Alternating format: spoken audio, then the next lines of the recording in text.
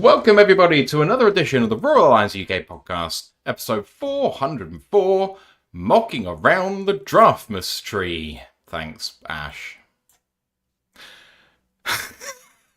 My name's Matthew Turner, alongside Anthony Fitzpatrick and Ashley Soden. We are here to present to you our predictive first round mock drafts. Happy draft week, everybody. Have you watched draft day yet?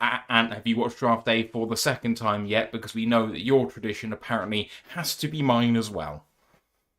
Yeah, it does. You've got to watch it twice. You've got to You watch don't it have to watch it twice. You've got to, yes, you do. Them's the rules. Back me up, Ash. You've got to watch it twice, about a week beforehand and then the night before, that's how you do it. So you've got to watch it twice. Brings you all that luck. So I hope you've all watched it. I hope you're all ready because, it's such a great light-hearted thing that you just get to do, and it just ramps you up for draft night. I'm ready for it now. So it's just like a little taste that you get before. So yeah, absolutely, I've watched it, and I'll be watching it again on Wednesday. So there we go. See, it's just spoiling Ant's mock in a minute because obviously he has Mendoza dropping because no one attended his draft party. Oh, exactly. I just got linebacker going first overall. So it's that's what it's all about. It gives you ideas. Arvel Reese, no matter what. No. David Bailey, no matter what. Vontae Mack's a proper inside linebacker, Matt. Get it right. He can blitz though, so. Sonny Stars, no matter what. There we go. Exactly. Right, I hope everyone's doing well in the chat. This is the start of our super draft weekend. Yes, I'm borrowing the wildcard moniker and using it for our show. Sue me, don't care. Actually, don't sue me. Other people are trying to do that too. But we are here to start off our bonsai week of draft content. We start with this. On Wednesday, we've got our betting and hot takes show. We're also going to be joined by our Canadian friend Payo Time, who's going to be repping the Rams on our draft bonanza. We then are live Thursday through Sunday with draft content all the way through, live for every single pick, with catch-up shows in between, a kick-off show before it's all started, and we've got, courtesy of Ant, a star-studded lineup of some of the best guests we've ever had on this show, which includes the only professional college football expert in this country who's solely on draft, in Oliver Hodgkinson of Pro Football Network. He is going to be live with us on Friday night, which is going to be an excellent night, rounds 2 and 3, of course. And what we're doing with this mock draft is we have put together our 1 through 32, where everything goes. All that matters is that we're right. And let me recount to you the rules before we go into a little bit of news before we go through this. This follows a very popular mock draft predictor format in terms of points. The first two rules are exactly the same as the most famous one of these, which is indifferent to what we've done before. 1 point for correctly predicting a player being drafted in the first round. You just get a point. 2 points for getting the right player to the right team. It does not matter when, as long as you get the right player to the right team. So if they trade up for that player, you get the player right, you still get your 2 points. That's the rules for that mock draft predictor. Those are the only two. Then we've added in a couple, which is a bonus point for correctly predicting that a team will trade up or down, and a half-point bonus for predicting that a team takes the right position group even if you don't get the right player. So you were thinking along the right lines even if you didn't get the exact player. I'm going to actually score it twice. I'm going to score it just for the first two rules because I want to be able to compare us to everyone else who does the predictor as well. I think this is going to be a very low point scoring year. And then we'll have our rules point score. Of course, for our own purposes, the rules we've just set out there are going to be the thing which really determine things. But if any of us actually do the best out of everyone in that popular prediction format, and I might submit all of our predictions to that site, we'll see how we do. That 1.2 points rule, in the region of mid-40s to mid-50s wins. If you get over 50, you'll be one of a couple of people in the world to do that. Sometimes they never get to 50. So 1 point for everyone right in the first round and 2 points right player, right team, no matter where. We are going to break down what we think is going to happen in this draft. The stakes are high, of course, as it always is when we do our predictors. Drinks on the line. at our next meetup, of course. We'll get into that in just a second. I won't bore you with the normal stuff that we do: Discord channel, College Football Podcast, Tip Jar, YouTube, Super Chats, all that good stuff. Appreciate you if you do that. If you want to shout anything out, if you have any opinions or want to throw out a super chat, that'd be great. I think on Saturday, by the way, for our content, I want to bring back Ant's shots for donations, or shots for, not donations, shots for subs. Because I think that's a really fun thing to do on a Saturday. So, what? Okay, that's the first I'm hearing about this, but for the cause. Same. I mean, it's not like I have to work at 9 o'clock in the morning on Sunday or anything. Well, you don't have to partake if it's going to be very, very bad for you. I'm just saying, I will be partaking. Train's going to be 2 hours late anyhow, so you can have a lie-in. Lol, network rail. That's their tagline, isn't it? Our trains are late, I think. Yeah. Anyway. Appreciate everyone in the chat. Grandice is celebrating because Payo time is on. Jonathan Anton also in the chat. Great Lakes State guy, Michigan 7872. Caden Prox is Aaron Gibson Part 2 Fight Me. I'm showing my ignorance here, so I will try and not do any more than that. Right, before we go into that, the Lions surprised us a little bit by, without too much warning, one teaser like the day before. They've dropped the first episode of Inside the Den 2026, and Ash looks confused. They did drop a teaser last week with the Justin Bieber meme. So we had a few teasers. Fine. Have you watched it? What did you think? I'll give my thoughts in a minute. Ash, you're the guy who loves this shit, so tell us what you thought. Very, very true. I loved it. Like, it was very interesting because obviously the first part of it was why Petzing, and you have him sitting there in the offensive meeting room. It's him, Scotty Montgomery, who's obviously assistant head coach and wide receivers coach, and Hank Fraley, who is our offensive line coach and run game coordinator. And it's him breaking down the film. Like, one of the teasers we got was him discussing Gibbs in pass protection, but there's the fundamentals, hopefully, of what our scheme's going to be. Make the pass look like a run, make the run look like a pass, all these kind of things. You get why there's such a good fit between him and the team, because a lot of the principles he has is what the team has. I did highlight a bit about Hank and Petzing's prior relationship with Minnesota. And then it moves on to free agency. Again, with film breakdowns, so there's Brad sitting there with what very much looks like a Photoshop log burning on a fire screensaver on his other screen when he's showing his film on one. To not show stuff off, but it's him showing, oh yeah, here's a clip of Larry Bowman that was something we liked. Here's something that Isaiah Pacheco does that we liked. And it's him breaking down why these are good fits. And at the end, there's a good 2-3 minutes where it's all the guys that come back explaining why they're such good fits. Like Teddy going, oh yeah, I loved it here and I got a good relationship. Like I was with Petzing in Minnesota. He was the wide receivers coach, and Kafka was was there in the QB room and I loved it. And Rocky Sin and all these guys explained why they came back. And I know it was titled Finding like the Grit. It 100% did that. Explained Petzing, explained what Shep's doing on the defense, what he was looking for, some of the good stuff, some of the bad stuff, the free agency. The only thing I wanted, and I know it's highlighted in our Discord, I wanted a bit on Kafka, even if it's just him for 30 seconds saying why he came, what we liked about him. He was kind of missing, and maybe that's because we want to keep him under wraps. Maybe he's got some stuff that we just don't want to reveal right now. Or it could be that he just doesn't, he's a bit camera shy, he just didn't want to be in the limelight. But that was the one thing I was really missing, is a good look at why Kafka came here over some of the other opportunities he had. And did you watch it? No. Fair enough.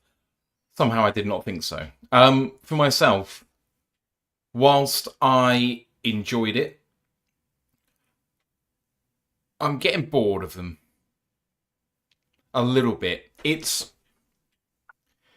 nice to see that they all get on and they're talking the talk, but I'm kind of coming towards Ant's position more and more as this goes on, which is all this fluffy stuff is nice, but show me in the actual games, otherwise shut the fuck up.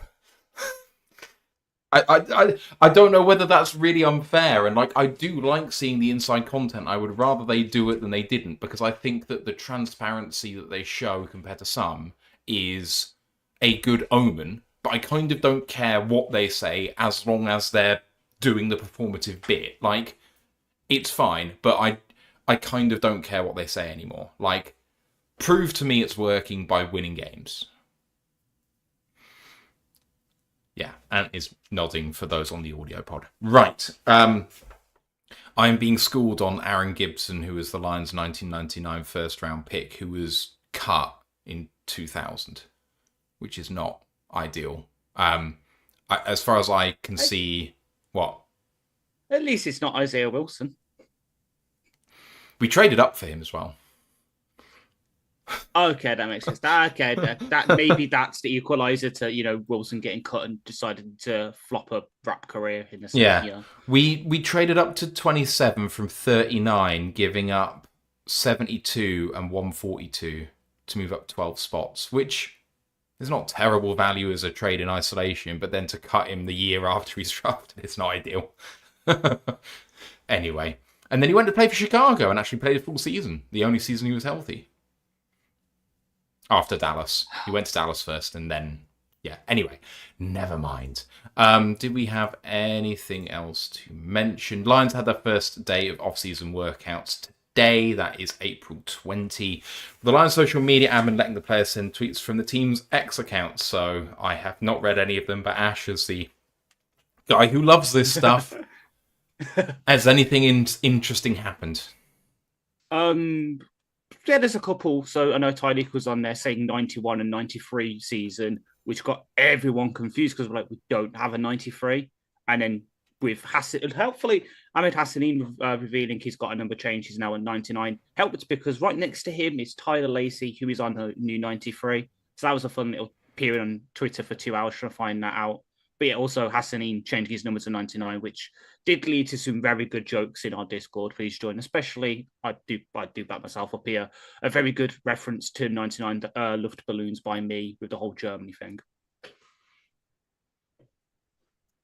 All right, let's do the mocks. We're going to go snake order as we normally do. If you've got trades, if you remember the trades, I actually don't remember my trade terms, so I'm going to bullshit that I remember my trade terms. Sorry about that. We're forgetting the most important part of this. We're not saying who the reigning champion is here. Right? I notice you're all very quiet about that. Why don't you enlighten us, sir? Me. I won last year. Wait, so... wait, I didn't know that. You should have done, quite. Breaking news, chess grandmaster celebrates beating two 12-year-olds in match. Fuck off, I'm not 12. Don't go around telling people I beat 12-year-olds. That's not that's not a headline that I want. It's better than beating off 12-year-olds. Oh, Jesus. All right, I suggest we do these. We've taken a very dark turn here. Yes, and you are first up with pick number 1, and the survey we need says... to discuss this one. We could probably just... We know yes, what this is. Everyone has picked the same, so let's just all talk about this. Fernando Mendoza goes to the Raiders at number 1. And first of all, was there any other choice? Do you think there's any chance that the Raiders trade out? Do you think there's any chance the Raiders take another player? I know this discussion's been had to death already around draft first, but just to kill off the question. And yeah, that's it. Any chance it's not Mendoza at 1? No, and no. This is what it's going to be. In agreement, Ash? Yeah, it's going to take a haul for them to want to trade down, which if they do get, fair enough, trade down, let someone else pick Mendoza, build up your franchise because you need it. But right now, yeah, looks like the Indiana QB is going to go into the silver and black. And in terms of Mendoza as a player, because we really haven't actually talked much about the guys at the top of this draft, it's not really the reason why we exist as a show. We... led by Ant and Ryan, but I am wholeheartedly behind it, like to champion the guys at least outside of the first round as much as we possibly can, and often guys who go undrafted, FCS, HBCUs. That's our bread and butter as a show. So let's talk for a second about Mendoza. Obviously, he's a national champion, parachuted into Indiana this year after they had a spectacular year in 2024. Many thought they couldn't repeat it again. Some people had them as the number one overall team coming into this. He comes out of it with every accolade under the sun, and I know that you're a fan of how Indiana did things this year. What do you think of Mendoza?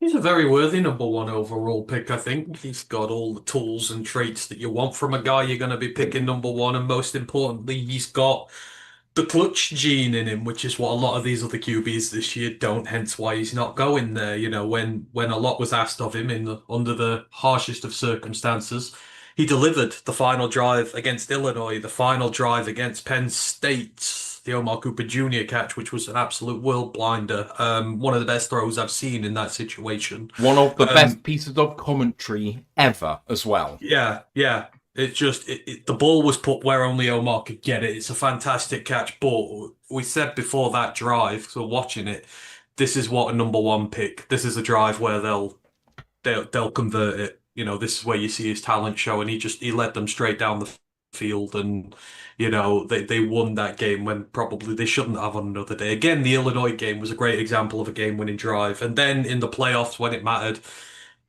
ball security was tremendous. Didn't put it in harm's way very much, and he puts that team on his back. Some of the rushing touchdowns, yes, he's not really dual threat, but you see he puts his head down and goes. He takes on 3-4 players. You know, he's a leader by example. So you know, for me, he's only people go at him because there's no other quarterbacks around. That's not his fault. I think if this was a very good quarterback class, he'd still be in conversation for the one. I think in previous draft classes, he'd still be in conversation for the one, and he absolutely should go here. And I like the fact that Kirk Cousins is in Vegas because they don't have to start him day one. I think he will benefit exponentially from learning from someone like Kirk and then taking over eventually. I think it's the perfect situation. It's just, are they gonna protect him? Because he's got weapons there, but they need to protect him properly and allow him to grow. So, but there's no doubt in my mind, this isn't a conversation. Even if this is other QB, even if the likes of Dante Moore and that were up this year, I'd still take Mendoza over them. Any concerns about how Mendoza's going to translate to the pros or anything like that? Obviously, well, the earlier one I can really see is, well, two, is that maybe he doesn't have that like 8++ arm cannon and the mobility that everyone wants, looking for the Mahomes and Allens, and the fact that Indiana doesn't, it ruins a definite more pro style offense than quite a lot of places, but there's still quite a lot of RPOs in that in there, so the translation. But no, I think with the right kind of coaching and that in place, and he's got that, like the guy they brought in, whose name forgot, even though I absolutely loved him as Seattle's OC. He's done it with Gino. He's worked with these kind of QBs and he's molded systems around them. He's going to be able to do it here, hopefully. And he's already got a blindside tackle in Colton Miller, who I absolutely love. A good back to help ease the load with Gianti. So I've got all the hopes that he'll at least be good. He might be that sort of Goff level where he's never going to be a top 5 guy, but he's always going to be consistently 6 to 12. You can't really ask more of him. I'm such a big fan of his. When he won the national title, broke down in tears and talked about what it meant to him, I fell in love with the kid. Like, the way that he carries himself is just super impressive. And I think Kirk is the perfect quarterback to have coach him, whether Kirk starts as a starter or whether Mendoza starts as a starter. I kind of don't mind, because when I look at the best example of what Mendoza can do, it's a very similar skill set. Like, Cousins has mobility, but it's not something you want him to call on. Or at least Cousins at his best had mobility, maybe not so much now. Mendoza is a capable athlete. Like, he's put the team on his back. He's, at 4th and 5, he went near the goal line and dove over the line, risking injury to himself to win that game. I can't remember which one that was, but it was desperation time and he put the team on his back. It was quarterback draw on 4th and 5 or something like that. So very willing to do that, and Cousins, has that about him as well.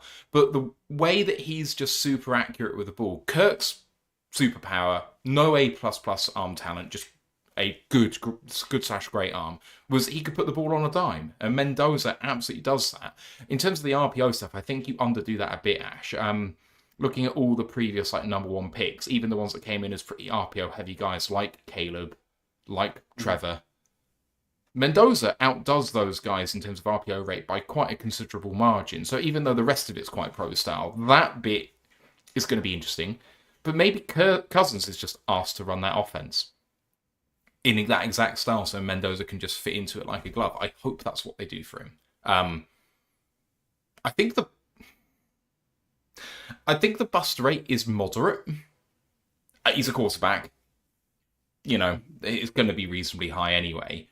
He's so clever pre and post snap that I think that he's got a reasonable shot of being a good quarterback. Whether great, I'm not sure. Yeah, offensive line is going to define him for a while, I think. Right, let's move on to pick 2. And I'm snaking it, so I'm starting off with Poole. But Poole and Ash have picked the same player here. So, Ash, you can talk about your pick at number 2 for the New York Jets, which is David Bailey. Yeah, I know people scream at me, but they cancelled his top 30 visit and all this. I think they know enough about him to be happy with like being able to pick him. And with them supposedly moving to a 3-4 system, they are looking for that kind of lighter outside linebacker build for their edge rushers. That is David Bailey. And the situation that Glenn's in, where he's kind of he's on the hot seat, he needs to win now. As much as I would love to give him Arvell Reese, who's definitely got probably the highest ceiling for any player in this draft class. He needs someone that has that floor, who's able to come in week 1 for him, play a majority of snaps and can perform. And I think they'll have more trust in Bailey doing that than Reese. So that's why I've gone for David Bailey here. It could easily be Arvell Reese, and I would not be surprised. But in my world, when I was doing this PFF on PFF Mock Simulator, because it seems the one everyone uses, even though I prefer to stick to the model these days, it just made sense for me. And I've gone for the safe floor. But as I say, if it turns around in a couple of days' time, it is Reese and I'm wrong, fair enough, I can see the vision. And you've been on the David Bailey train longer than, I'm going to say, anyone in the draftverse, especially this high. Coming into this process, he was, I think, regarded as a fringe first-round guy by the majority of people because he had a little bit of a way to come. I think that was the popularly regarded take. I think you've been incredibly high on what he can do, and looking at where he's at now, he's I think he's 5-1 on to go in the top 5. So you were way ahead of the curve on this. Why do you like David Bailey quite so much? Because I like pass rushers who can kill quarterbacks, and that's been his job since day one at Stanford. You know, he did it there on a bad team where teams used to gang up on him a lot. He still found ways to influence games, get to the quarterback, and you know, it just starts with that natural pass rush ability that he has, and that's what I love so much about him. And it's kind of what's disappearing from the league a little bit, but you know, it's just straight up his technique. So many ways he can get to the passer. You know, he sets you up. You know, he's like you know, we mentioned chess master earlier. He'll play a little game with you. He'll see where you're weak. He'll find the weaknesses. He'll exploit the weaknesses. And I just love that kind of guy who's just very technical and very IQ based when it comes to their pass rush ability. So yeah, he's just done it all the way throughout his college career, and he's excelled this year. Yes, he's had a great amount of help on this season, but like I say, you can just go back to his Stanford days. He didn't have this level of help there, and he was still as good as he was. And to be fair, the run defensive work is good as well. There's enough all rounders to his game to be able to pick him this high, but a team who needs bona fide, you know, pass rush pressure and sacks will really, you know, he's one of the best in the draft. So, and he's one of the few who's like elite at doing it. So that's why we're so high on him. He's done it since day one, really, and he's just never slowed down. Yeah, Bailey's an absolute monster. High floor, high ceiling, not going to bust. Better against the run than he should be given his frame. Violent, got bend. Anyone doubting him is, I think, coping with trying to put other prospects slightly higher on their board, and then maybe splitting hairs. And I think it's actually spoken of a lot about the draft process, about how you split guys who are basically equal on your board, just so you can have an excuse to put one over the other. And actually, it's not very progressive in that way. Me and Ant, we don't have the Jets going for David Bailey. We do have the same guy, however. So, Ant, I'm going to come to you to talk about the favourite to be the number 2 overall pick right now, overwhelmingly so. And this has flipped over the weekend. It was Bailey by about 2-1 on. It is now Arvell Reese 2-1 on from Ohio State. Off-ball linebacker who plays on the edge a lot, hybrid-y sort of guy. And why have you gone for Arvell Reese here? And what do you like and not like about him? It's really tough.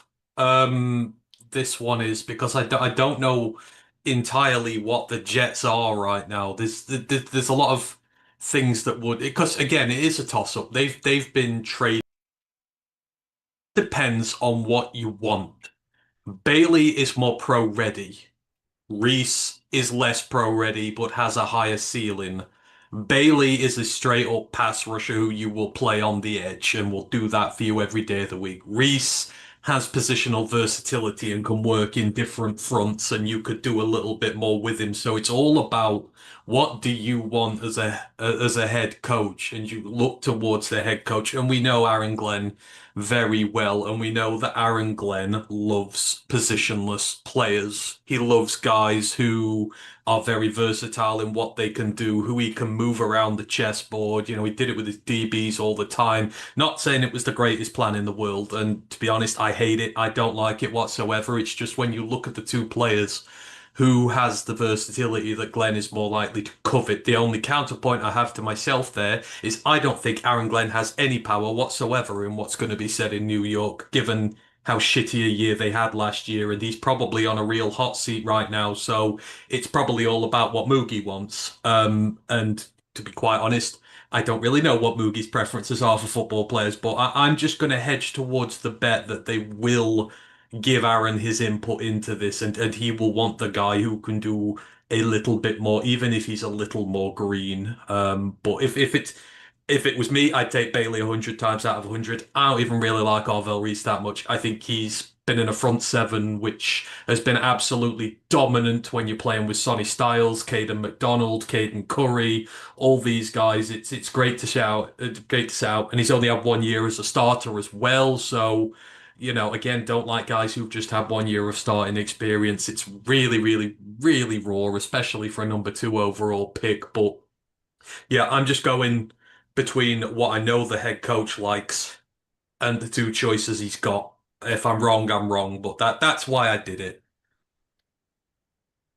You can see why people like him. He's got great bursts off the snap. I don't actually like his timing of the snap. I find him to be a little bit slow in that respect. He's explosive out of his stance.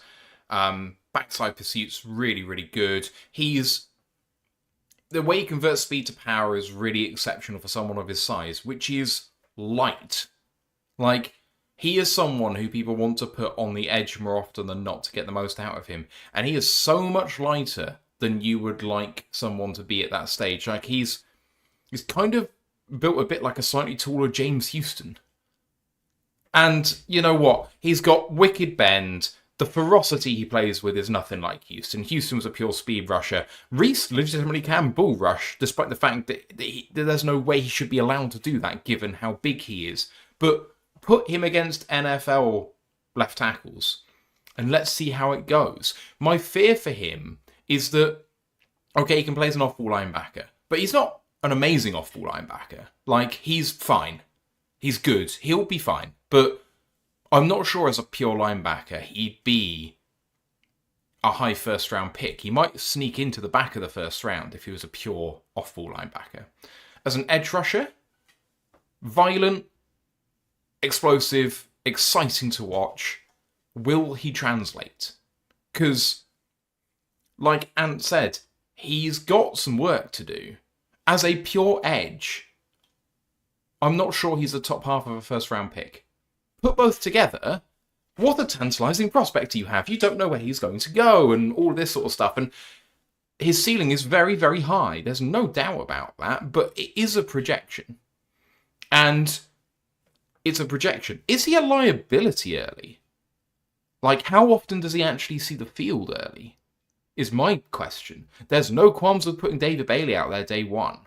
And in the Jets taking him, they don't need him to contribute this year because the Jets are going to be shit again. So, okay, take the swing. But watch him on tape, the highlights are fantastic. His highlights are better than David Bailey's highlights, I think. But David Bailey's average snap is a lot better than Reese's average snap. And then when Sonny Styles came out and tested, a lot of the talk was actually Sonny Styles is a better pass rusher on more limited snaps. Well, that's not great for Arvell Reese. So I'm picking Reese at 2 for the Jets because I believe that's who they want to pick. And there's no rhyme or reason to that apart from the fact that they kind of want to swing for the fences and they like the fact that he's a kind of a positionless player in the way that Ant said. But also, I do buy into the I'm not going to bring him in for a top 30 visit because we don't need to. We know everything about him already.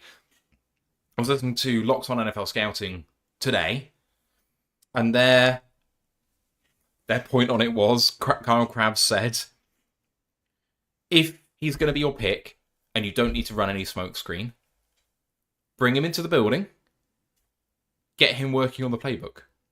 It's basically like, everyone knows Mendoza's number 1, so you have your choice.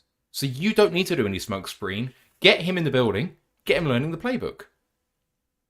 There's no downside to it. Like, literally, you're not losing anything. So the only reason that you don't bring him in is that either you're running a smokescreen, and why are you?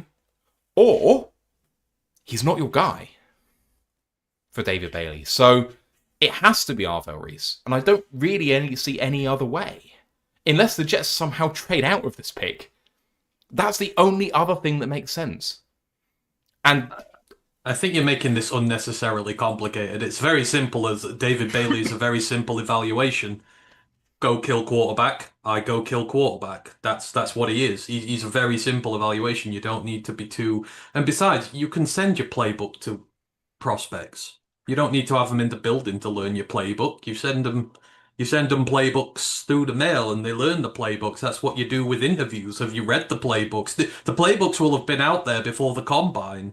You know, they'll be asking about your tape about their playbooks during the combine. So I would say that's a load of balderdash. You don't need to bring him in the building at all. It's just as simple as evals are sometimes very simple.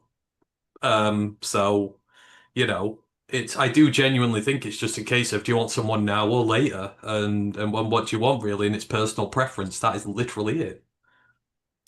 all right. This is the first bit where we all have different picks, and from now on we're all going to have different picks, pretty much.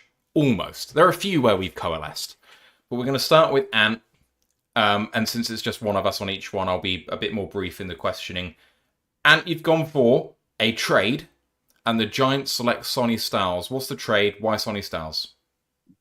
Also, very quickly before you do this, Mike has given you the title for this show. It should have been Mock Drafthausen. Oh, for God's sake! Yeah. It should have been Mock Drafthausen. We I are all apologise. Danhausen. We are exactly. We are all fan Sansons. Cursed. I am cursed. That's why. Right. That's why. There we go. He's cursed. That's what he's done it to himself. Danhausen curse on Ash. There we go. Right, yeah. So I have a lot of trades in my mock for the point. I'm just going to go out for here, but a lot of things went into this thinking. The Giants getting 10 for Dexter Lawrence has now given them a safety net to get really aggressive at 5 if they want to, because they've got a pick they can trade back if they want to recoup capital they're going to spend to get up. But the trade was 5 and 37 to go up with Arizona for 3. Arizona have been very vocal in their adamancy that they do not want to pick there. Monty is trying very hard to work a trade to get out. Maybe not too far, but enough to at least get some capital worth doing so. And the Giants, for me, are influenced by all the chatter that's going on with the Dallas Cowboys right now, because the Cowboys have 12 and 20, and the Cowboys are very highly coveting Sonny Styles at this point. The Giants also covet Sonny Styles. Sonny Styles, as Paul has mentioned, is the best football player in this draft, period. like the most talented football player at what he does, and you know he is going to be one of the best players at this draft, and he is your fundamental defensive linchpin that you're going to run around for the next 10 years. And you know, if you're the Giants, you can't afford to let the Cowboys come up and jump you and take Sonny Styles. You have got to protect your investment and make sure that you get him first. And for me, giving up 37 again with having picked 10 means you can trade back. Don't worry about the capital now. Give the Cardinals a little something, something just to switch around with you. Go get your guy. Jim Harbaugh is in New York now. John Harbaugh is in New York right now.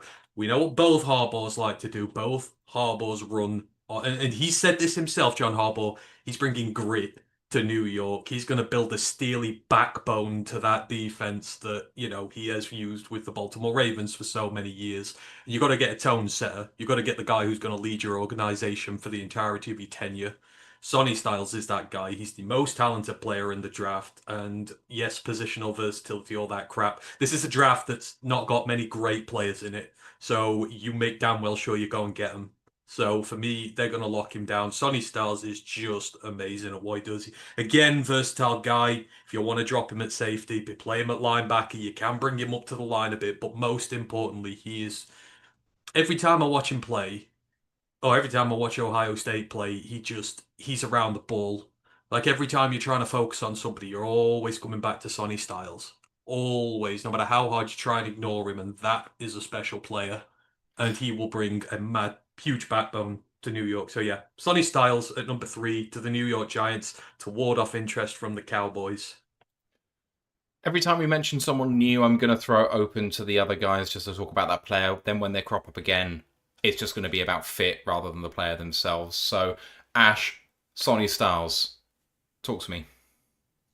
I really like him. Like, and quite rightly said, he can do everything. Former converted safety, so you know he's got the coverage stuff. Great in the run defense, and as we alluded to just with the Reese discussion, he was a better pass rusher on less snaps than Arvell Reese. Like, and he has to build just a prototypical Mike build as well. And I completely agree. Like, you look at Harbaugh's defenses that he's had in the past, they've had a really damn good middle linebacker there. And so I completely get the vision of trading up to get that centerpiece of the defense. Because, God, imagine Sonny Styles, Kayvon Thibodeau, Abdul Carter, Brian Burns. Bloody hell. Yeah. Big fan. Incredible chess piece. Do it all guy. Like Josh Metellus, but good. What? I really like Metellus. Yeah, but he's fine. But this is like the good version of him. Right, I'm moving on to my pick. And I have gone with David Bailey at number 3. I have gone with David Bailey for the Kansas City Chiefs. Now, Kansas City need to be needy when it comes to the edge. If you have a look at their position at the moment, they've got Karlaftis and Jalot, who we all really like, I think, on those edges. But behind them, Felix Anduike-Uzomah, who I'm not sure anyone likes anymore, but he's a former first-round pick, so we'll see what happens. And then they've got Ethan Downs and Tyreek Smith. So they really badly need a number 3 that they can actually rely on. Felix Anduike-Uzomah cannot really play the run in the way that Kansas City edges have to play the run. Jalot, and Karlaftis are both incredible run defenders on their way to the pass, and maybe they're not good enough at the pass rushing bit. They're just very, very stout against the run, and they're good pass rushers. In David Bailey, you're getting an edge 1, and that means that you can relegate probably Jalot to being the edge 3 that rotates him for either one when they need it, which is probably more in keeping with where he should be, given that he was a 3rd-round pick, and we all really liked him, but he probably shouldn't be a starter, at least at this point in his career. And given how cheap it should be to trade up this year, why not? If David Bailey has fallen to 3, something's badly wrong. So Kansas see their opportunity, and this is my trade for them. because Arizona are desperate to trade outright. Everyone knows that Arizona do not want to pick at 3. I was talking to Ant yesterday. This is akin to the Lions drafting Okuda in 2020. No, 2020. 2020. The Lions didn't want to pick at 3. Really wanted to pick at 2. Couldn't move up. Couldn't move down. Took what they thought was the best available player, and it really sucked. So they desperately want to trade out, so the price is actually really cheap. Kansas City give up 9 and 40, and they get back 3 and 140. So they don't even have to give up an additional pick. Give up the top of the second round. They don't even have to give up 29. 9 and 40 for 3 and 140, 104. 104 is still going to get a cracking player, by the way. Like, there's not a lot of drop-off between 40 and 104. Not really. So, Kansas go and get their guy, and it catapults that defense into being really, really competitive again. And once Mahomes is back, watch out for the Chiefs. You've stolen my trade. You hadn't done that earlier today when I filled mine in. I changed it. There is some thievery going on here. You haven't got it? I've got the trade up for him with the same team. Where? Do you mean where? Number 4. Oh, well, I didn't see that. I was looking at number 3. There is some thievery here. You're thieving people's ideas. This is unbelievable. I will not be accused of such slander. Anyway. Skullduggery afoot. Right. Ash, you and Paul have gone for the same player. Paul has gone for a trade up for Kansas City to number 3. Well, Paul's clever, so, he could come to that by himself, so, Ash, you've gone for Arvell Reese. Why does Reese make sense for Arizona here rather than trying to trade out?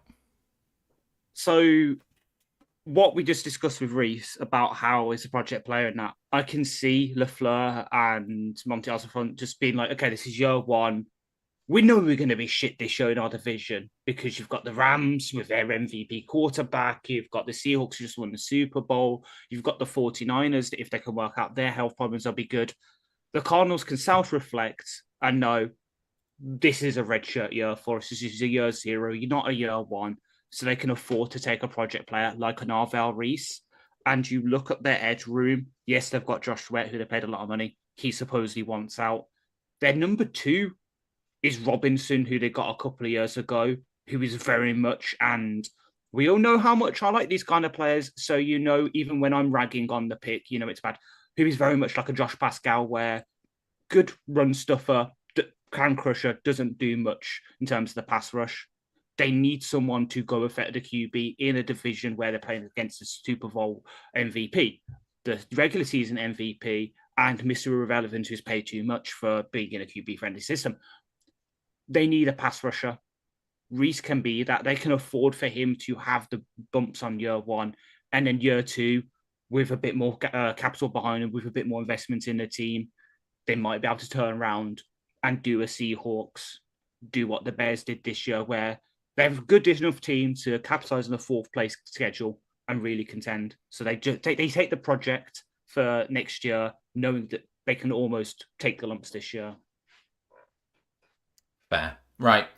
Pick number 4. 3 of us are the same. So, Ash, I'm coming straight back to you. Paul, myself, and Ash at number 4 for the Tennessee Titans. Oh, no, that's not true, Ash. Sorry, my mistake.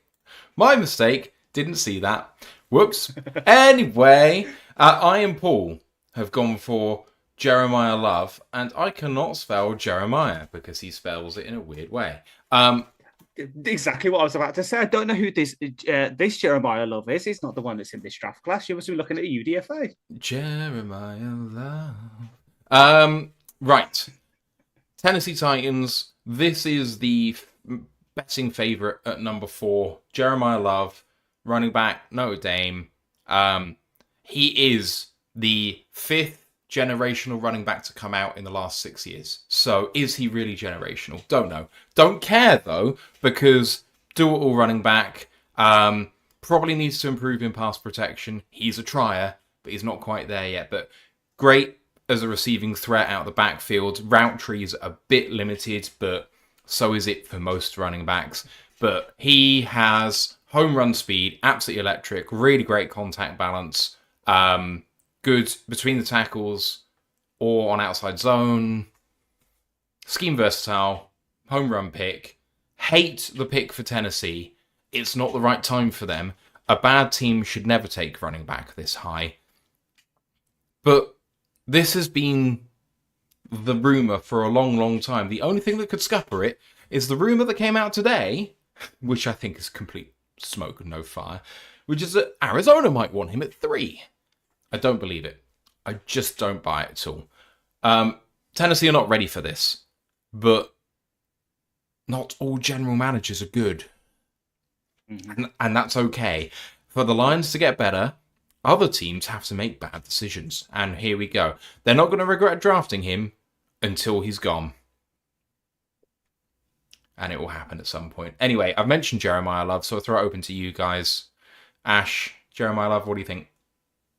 He is good, but I agree that it's not the right pick for Tennessee. It's not the right time. Hence, my move that you spoiled, that we'll come back to in a minute. But yeah, he is a really damn good running back. And maybe he's also helped by the fact that there's literally, it's him, then there's a teardrop of at least 2, in my opinion, between him and the next guy who is his running mate, his backup. So that speaks a lot as well.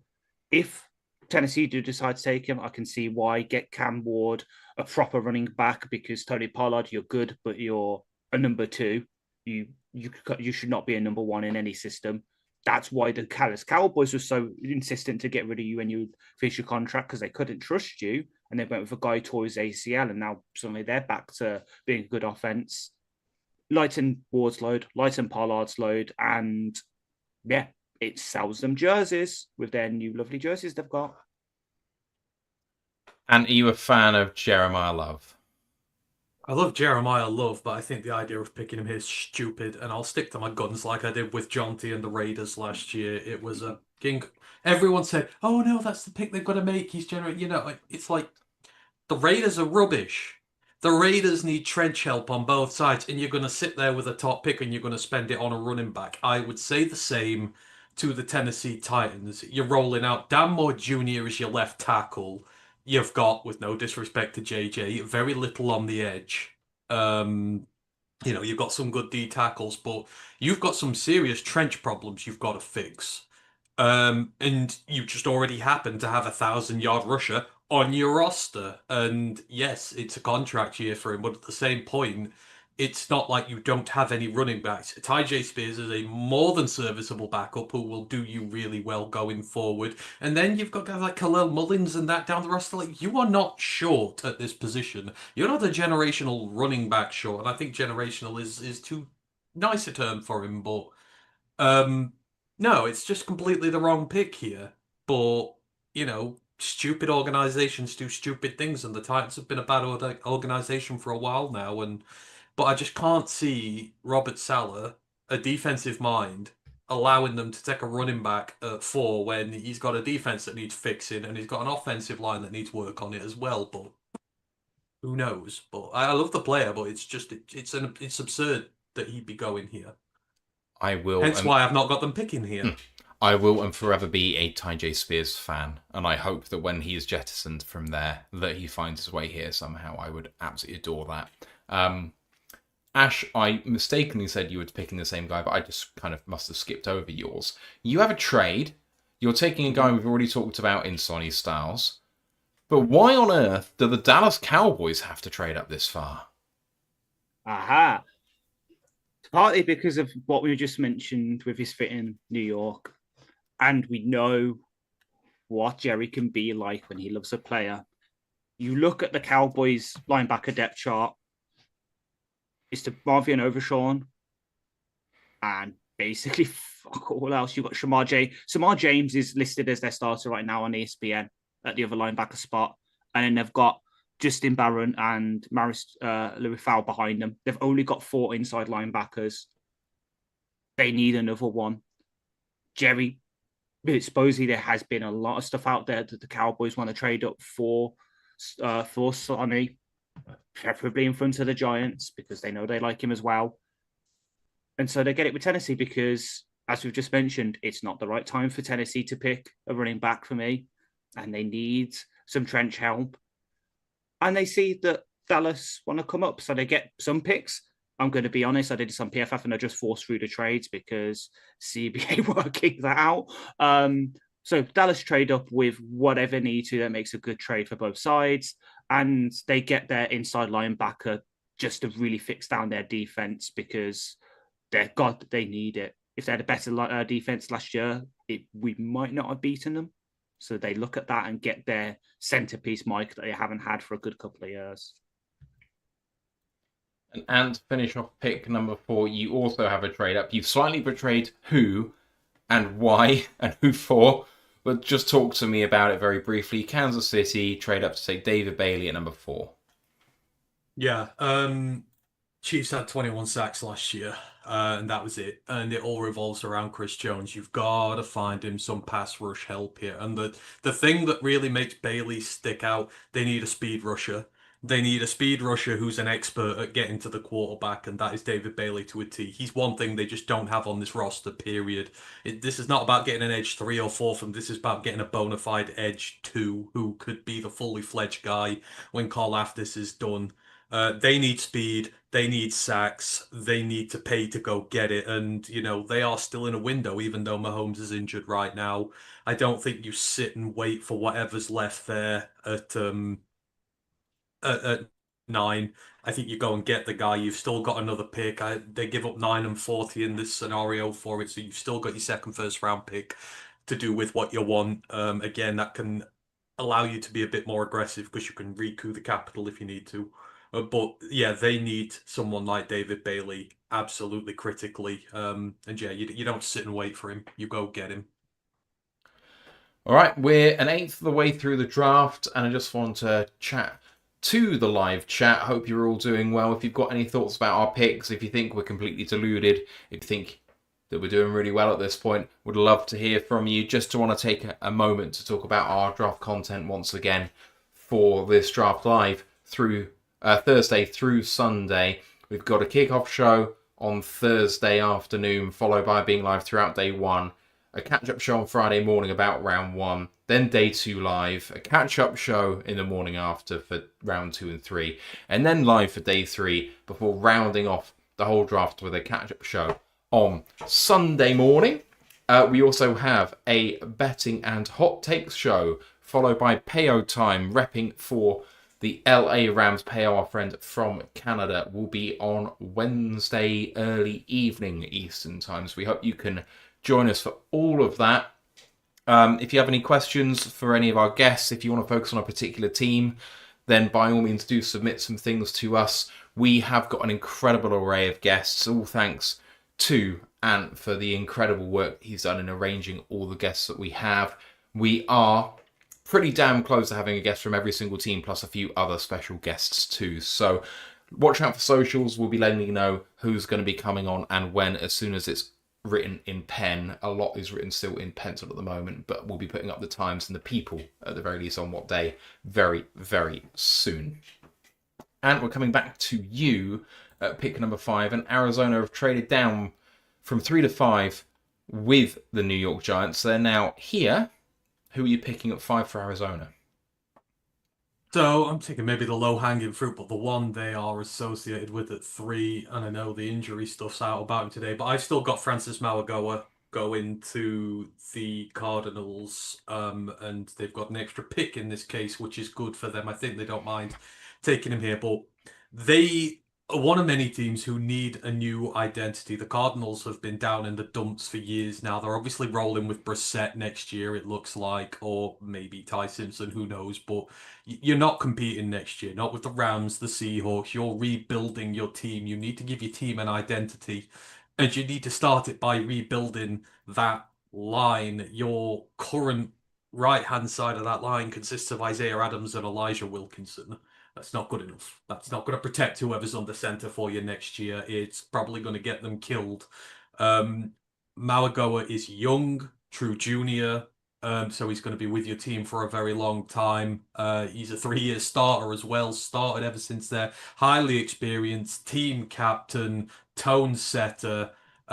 He's going to be an anchor, hopefully tackle for his career. But even if it's just a guard, you're picking him for the leadership ability. You're picking him because you're resetting what you are all about. You need some steel in there. You need someone who's going to smack you in the mouth in the run game and run over you, especially in that conference, which is just dog eat dog right now. The Cardinals have to invest in that offensive line and the defensive line. They've got to get stronger. They've got to get tougher. For me, it starts with Mauigoa there at 5. It fixes a massive need for them right away and will allow them to build for the future. And they've also got a pick now at 37 to go with 34 as well. So you've got a lot of draft versatility with this. You can come back up, you can go down, you can do what you want. So yeah, I love Mauigoa. I'm not too worried about the back injury. It can be fixed even if there is an issue with it. It's not degenerative, it's not long term. So yeah, just keep it simple, stupid. We mentioned Mauigoa, so Ash, what do you think about the man mountain that he is? I'm just heartbroken that it's this high. I remember a good couple of months ago watching him and be like, please, please, please, please let him be there for us. Please let him be there for us. Please let him be there for us. But alas, it is not to be. And again, we caveat this with the fact that, yes, I have my college sympathies. So you got to add a little tax to my opinions in here because that weighs him down. I really fucking like him. It just looks about this herniated disc thing. Like it might make him slide like he does on certain people's mock drafts. But yeah, he'll be such a good pick for the Cardinals, especially since it means they can move Adams inside because while he's really bad at right tackle, he was actually pretty good at right guard for them last season when he played there. So this kind of addition, at both spots by him moving inside and then Marigot at right tackle protects whoever they need to have back there and then hopefully gives their running backs a bit of a chance to run the ball as well. Yeah, I have nothing more to add on Mauigoa, so I'm going to move on. And myself and Poole have the same pick at number 5. The Giants stand pat and take Sonny Styles here. We've talked about Sonny already, so it just suffices to say that, as Ant says, and as we've all said actually at some point, Dallas are coveting Sonny Styles. So the Giants revel in this pick for that reason alone. But the Giants kind of need, especially in year one, and especially having traded away Dexter Lawrence, they need a playmaker on defense, someone who's going to change things massively.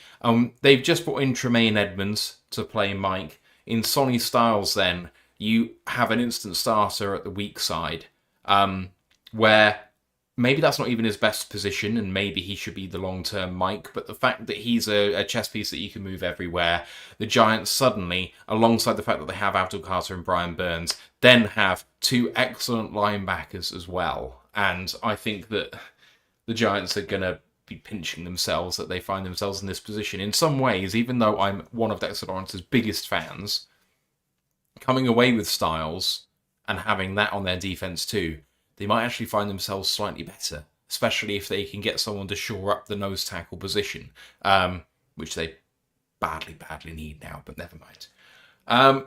Ash, you have gone for, and you are the first person to go for, a different Ohio State player. You've gone for 3 in a row at Ohio State. Not by choice, but absolutely by choice. You have chosen this. Do you know what I mean? I didn't specifically go right. I'm just going to start taking all the Ohio State plates. Like this next, is it going to be Caden Curry to the Cleveland Browns? Maybe that would suit them. But anyway, back to the drawing board. Harbaugh is in New York now, and you look at Ravens defenses. What have they had when they've been really good? A damn good safety. Ed Reed, Kyle Hamilton. So Harbaugh gets his Kyle Hamilton in his class in Caleb Downs. Definitely the kind of box hitter, can do stuff in sort of in the post position and that, but he's best in the box, hitting people, picking up on the intermediate route patterns. He will be Harbaugh's new Kyle Hamilton in New York as he tries to turn that sinking ship of a franchise around. And Caleb Downs, we've had a mention of him. What do you think of him? Yeah, he's a fantastic player. You know, in other drafts, he might definitely go top 5. It's just one of those where it's all about how you value the position. But for the most part, New York have always done pretty well with their DBs. I like the room they've got there. Adding him to it, like I says, it just gives you a great weapon going forward. You can do all sorts with him. He's great against the run, ball hawk per se. I can fully see it behind him. He's another one of these tough guys. Very rarely injured, very durable. Someone who will Harbaugh will love as well. So I can totally get behind it. But he is a tremendous player for sure. All right, snaking around to pick number 6 with Cleveland. Poole has gone for Spencer Fano, which is a very high draft position, I think, for him by popular consensus. Because Poole isn't here to back up the pick, I'm going to start talking about him the next time he's picked, because one of us can talk about the fit there. But hey, a variant on a theme, because Ash and Ant have gone for a similar position and the same player. They have both gone with Cleveland taking Monroe Freeling. And since we're snaking, Ash, you're first here. Monroe Freeling from Georgia, one of my favourite players in this draft. Why the Cleveland Browns going Freeling here? They're shooting for the upside here. They need a left tackle for sure. Like, they've just brought in Titus Howard, who, while exactly not being a standout at right tackle, is a definite upgrade on Jack Conklin. Who would have thought you'd be saying that a couple of years ago? So they have that right side for, sort of strengthened up. Right now, they're starting to want Jones at left tackle, who's coming off an injury and hasn't lived up to the billing. Damn, Dewan Jones, there's another good comparison for Kader Proctor in a bit. I'll remember that. But they just need a proper pass protecting left tackle for whichever poor soul is going to get trotted out the QB position for the next year. And Freeling is that. He has the pass protection. He needs a bit of work, though. They can put him in there day one and let him learn on the fly, because, that's the benefit of having 2 Pro Bowl QBs and one guy you traded a lot of draft capital for. You can just rotate them round. 1 week, one's injured. Right, okay, Shador, you're in. Oh, now you're injured. Next week it's Dylan Gabriel. Next week it's Deshaun. Just rotate them round. And what is it about Monroe Freeling that made you take him here for Cleveland? Because he's probably got the highest upside potentially of all the tackles in this draft. And again, Cleveland ain't competing next year. So you can kind of afford to put him in there and allow him to grow. I don't think next year's this vital year they're expecting to get to the Super Bowl. So he's going to need some time just to adapt to the NFL and realize his traits, of which he has many. But I think, for them, it makes sense to go for the guy who can hit the highest ceiling of them all. Again, because I say they're not in a competitive window right now. So, he'll protect that blind side for many a year to come if they can get it right. And then that's one less problem for them to solve out when they eventually settle on whoever the quarterback's going to be and when Watson's contract is off the books. So I go upside here. I could back things, Paul thing with Farnu. I think Farnu's the most talented tackle in the draft. And if you're doing it by that, I do see why he does it. But, in this case, it's just where the team's at, what they need, and what they could potentially get. So, yeah, Freeland fits the best for me. So you guys have done what I would do if I was Cleveland. I am taking Freeling here to start. I mean, Dewan Jones has now got an injury. They actually are not a big fan of his anyway by reputation. Apparently they're fed up with him. So they're very much looking for someone to replace him, I think day one. While Freeling is described as this guy that has a really high ceiling, but maybe he can't start day one, I don't see it. The technique is not fantastic in the run game. He's a better pass protector than he is run blocker. But he's got all the athleticism you need to be an excellent run blocker. He just needs to be taught a little bit more technique. He hasn't had that many starts. But given he hasn't had that many starts, he's a very polished pass protector. I mean, that plays. It just does. Like, the run blocking you can sort out. But if you can protect the quarterback, that's going to go a long way to being able to start. So I love Freeling. I think he's going to be a home run pick if Cleveland take him here. And I have a horrible feeling a horrible feeling that Cleveland actually might be good next year. It's the first time I've felt this way in a while, but when all of the smoke has come out about maybe they're actually going to play Deshaun Watson, I had this horrible feeling that he's taken enough time out to actually get a little bit hungry again. And it's going to be the best hate watch of all hate watches, because we're all going to be pulling together to root against a common enemy. Every single team is going to want to murder him. Rightly so. But Can't say they're going to be great and then say you're going to enjoy the hate watch. Exactly. The whole point of a hate watch is them being completely shite. No, I hope to see them utterly disappointed when they actually have hope back in this case. I don't think you can utterly destroy them. Wow. So, Wow, you would wish that on Browns fans after all they've gone through. You want to watch them suffer again. I don't want to watch the Browns suffer. I just hope that Deshaun Watson suffers for a long Even time. I'm not that cruel. Yes, you are. That's a lie. You are a hateful man, despite protestations. T-shirt says otherwise. Indeed. I have a look at what the Browns have done this offseason in bringing in Titus Howard, Tevin Jenkins, Elton Jenkins, Zion Johnson. Not Tevin Jenkins came last year, I think. But Titus Howard, Elton Jenkins, Zion Johnson. You get a left tackle who can actually pass protect. That's good enough. Now, Jerry Jeudy, Cedric Tillman at wide receiver isn't quite good enough, but I love Quinshon Judkins. I love Dylan Sampson. I think that defense has held together that team for so long that if you get a passable offense, that team's competitive. So if Deshaun Watson does play and plays anywhere near his Houston standard, that's much better than Shadur.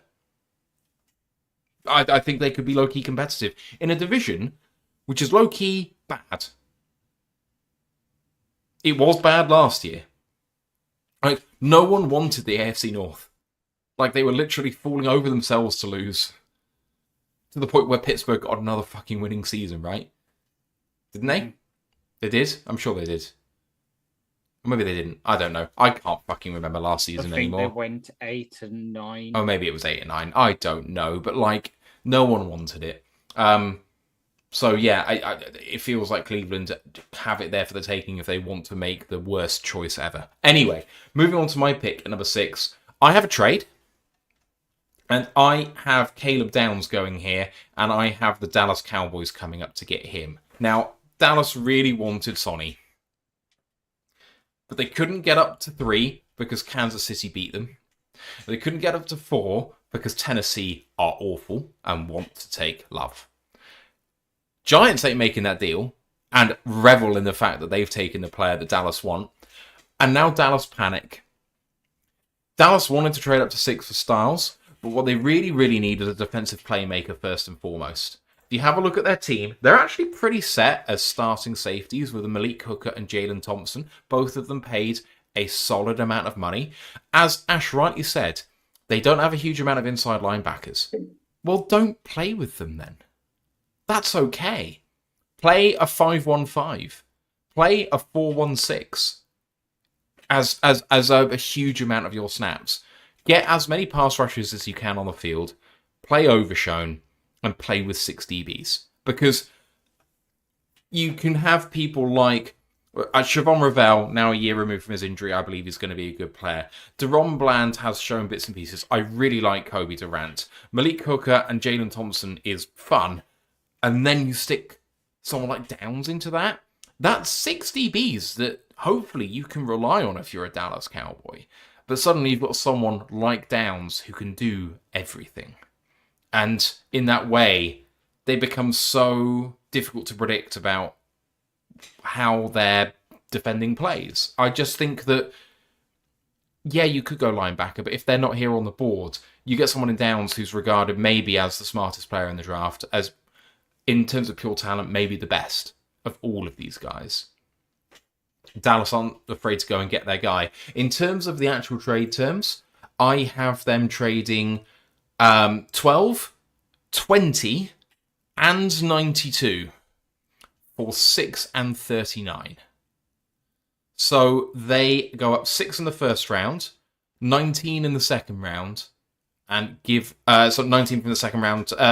I'm going 6 up, 19 down and give up 92 for it, which is fine for both teams. Cleveland pick up even more first-round picks. They now have 3. And a high second-round pick. But they really, really need the help, Cleveland. And Dallas go and get their guy. So I think that, it works out very well. I'm confusing all the trade terms, but still, whatever. We've already talked about Caleb Downs, so I'm going to move on to Ant with Washington at number 7. But Ant, it's not Washington at number 7. No, it's not. I've got the New York Jets back here doing what the Texans did a couple of years ago and getting very aggressive at the top when they took Stroud and when they took Will Anderson. Obviously, you've got Arvell Reese at 2. You've sorted out your pass rush, but your secondary was absolutely atrocious last year. No interceptions, no nothing. Its coverage was garbage. You've got to put the future in there. And though you bought Minka Fitzpatrick in for a season or 2, he ain't going to be around forever. He ain't the youngest. You pair Arvell Reese with his old college buddy, and you send Caleb Downs to them, and you start redefining what that secondary is all about. You've got Malachi Moore there, who they drafted last year. They've loved to use him in the role that they kind of have for Caleb Downs, but Caleb Downs is much better.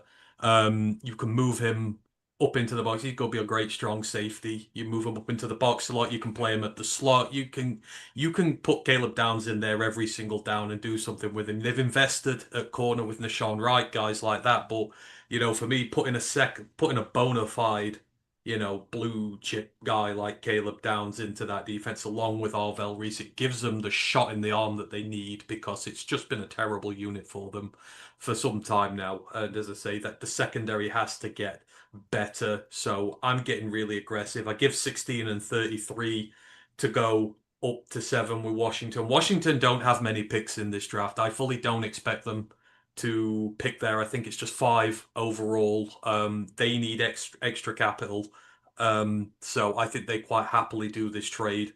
They move back 9, but they get basically another first-round pick out of it. But for the Jets, they put 2 supreme talents into that defense and get things going again there.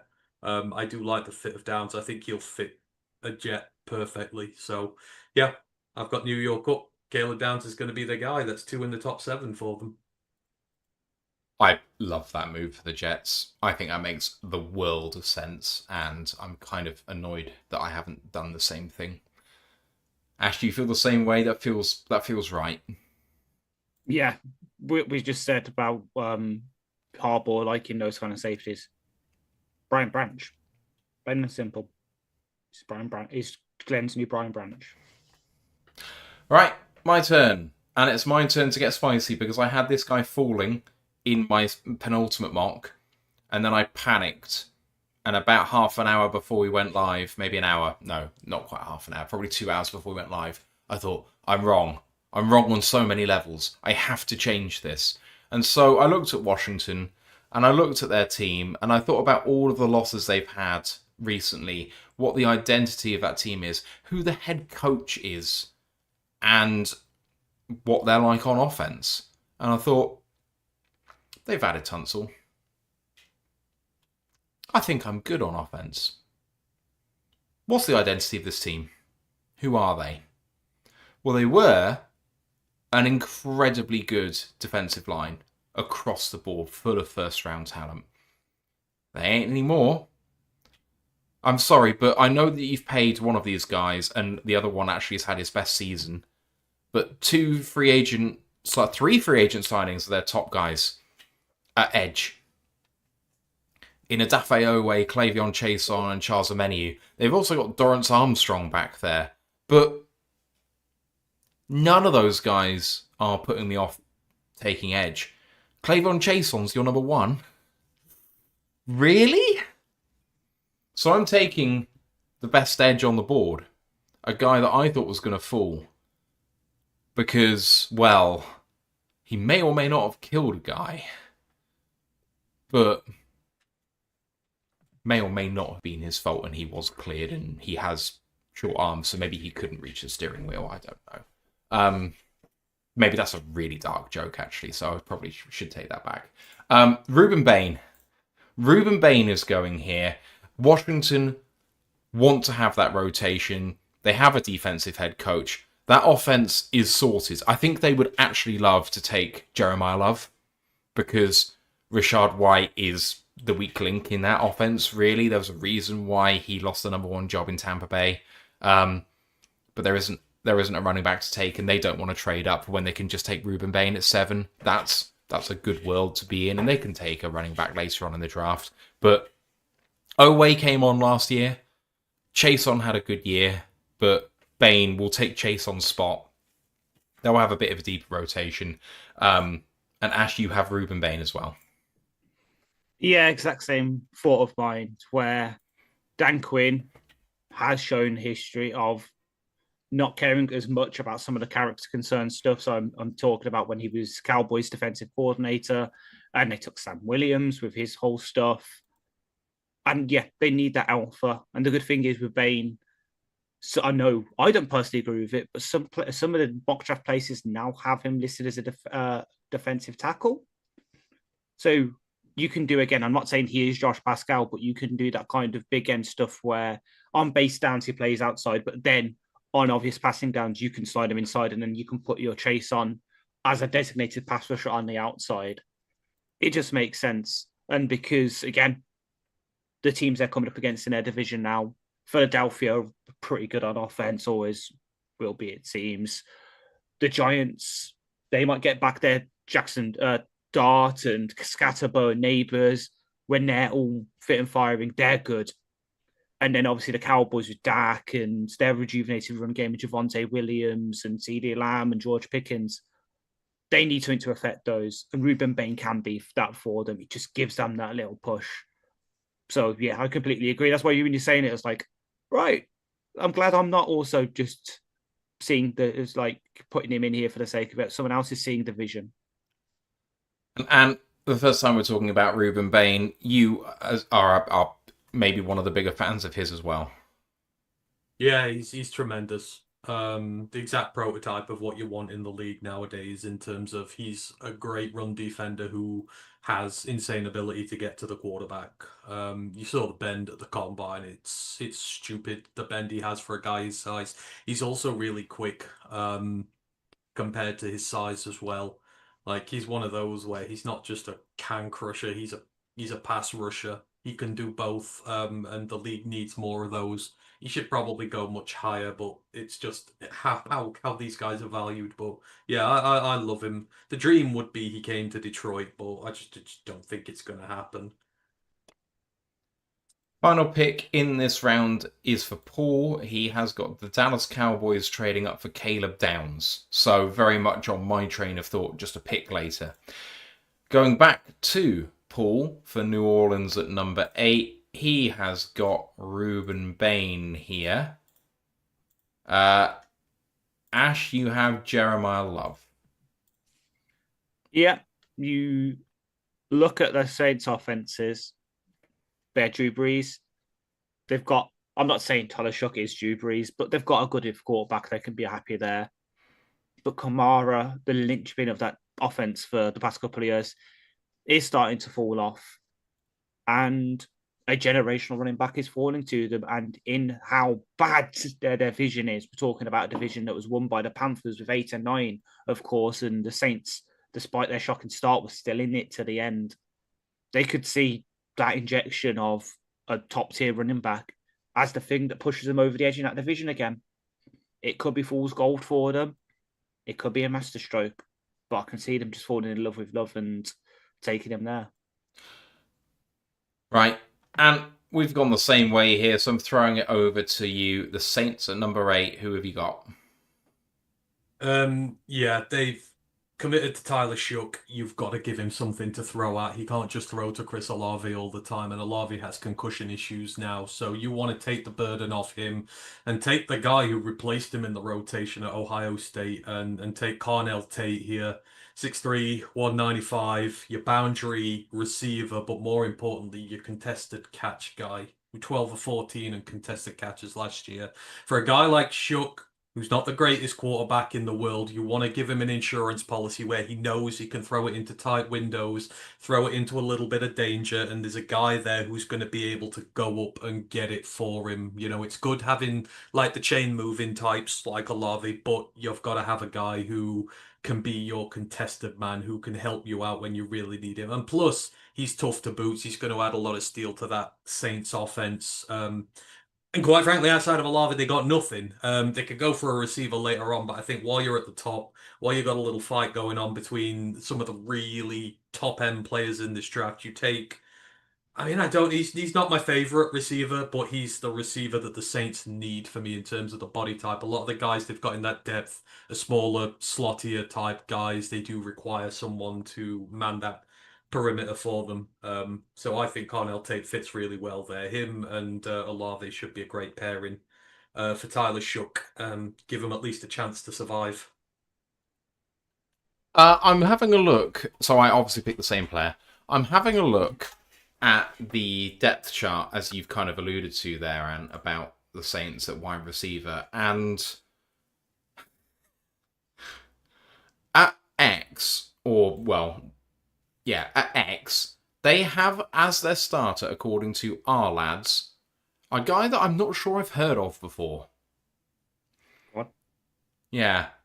Out of Yale, undrafted in 2024, Mason Tipton. That name does ring a bell, bust. So in the last 2 seasons, he's been at the Saints, and he's had 14 catches for 99 yards and 11 catches for 76 yards. The rest of the rotation, Olave starts along with in the slot Devon Vele. Behind them, you've got Kevin Austin Jr., who I quite like, actually. Jalen Polk, who everyone found out pretty quickly and was cut from New England very quickly. And Bub Means, who I really, really liked in the 2024 draft, but he was a 5th-round pick for a reason. He's still a backup in the rotation. And then you have a group of people who are probably on the scrap heap or looking to be on the practice squad in Ronnie Bell, Samori Toure, Trey Palmer, Elijah Cooks, and Damian Alford. So if you don't think the Mason Tipton should be a player, or Kevin Austin, or Jalen Polk, or Bub Means, or Devon Vele, they have one receiver worth anything. Not even 2. You're not looking to try and get a 3rd guy in there. This is beyond a need. When I'm looking at your pick, Ash, at Jeremiah Love, if Jeremiah Love is on the board, he's maybe the best player on the board, and I get it. But you've also got Travis Etienne, and Alvin Kamara, and Kendre Miller, and Ty Chandler, and Audrey Estime. It's not like they don't have running backs. And running backs they need to feed. You can't pay Alvin Kamara what he's currently being paid and not use him. But are you really throwing balls to someone who isn't called Chris Olave in this offense? And God forbid he actually get a concussion again. Now you have literally no one. Good. Well, to back myself up, I'm envisioning their 2nd round pick to be a receiver. Fair enough. Not enough. I'd be double dipping at receiver at 1 and 2. They can. It's not like the draft ends in 2 rounds. No, true. Yeah, I get what you mean. It's just for me, as I said, it's the chance to get that BPA, who is for them, it's like the last blue chip player, is better than dipping down to someone that might be a lesser grade for them. But yeah, I do like Cornell Tate, as we'll probably see from me in a couple of picks, I think, if I remember rightly. But yeah, I can definitely see the vision. Again, double Ohio State receivers, they'll probably know each other very well. Because I think Tate was in the recruiting class after Olave went. And I think if I remember rightly, Tate did mention that Olave was there at one of his visits. So it's not like they've got no pro chemistry or anything. So I'll if that is the pick, I'd love it, because we all know I really like Tyler Shook. So getting him another weapon to throw out would be nice. Right, we're in a position here where Kansas City at number 9 have traded away their pick in 3 of our 4 drafts. So, Ant, we're snaking to you, and Tennessee are on the clock at 9. Who are you picking?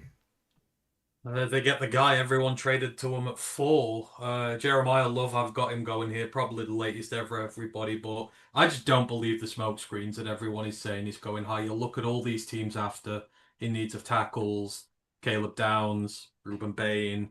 There's a reason why tons of people are trying to get a rubbish team to take a running back so high, so everyone else falls. I don't think people are going to bite on it.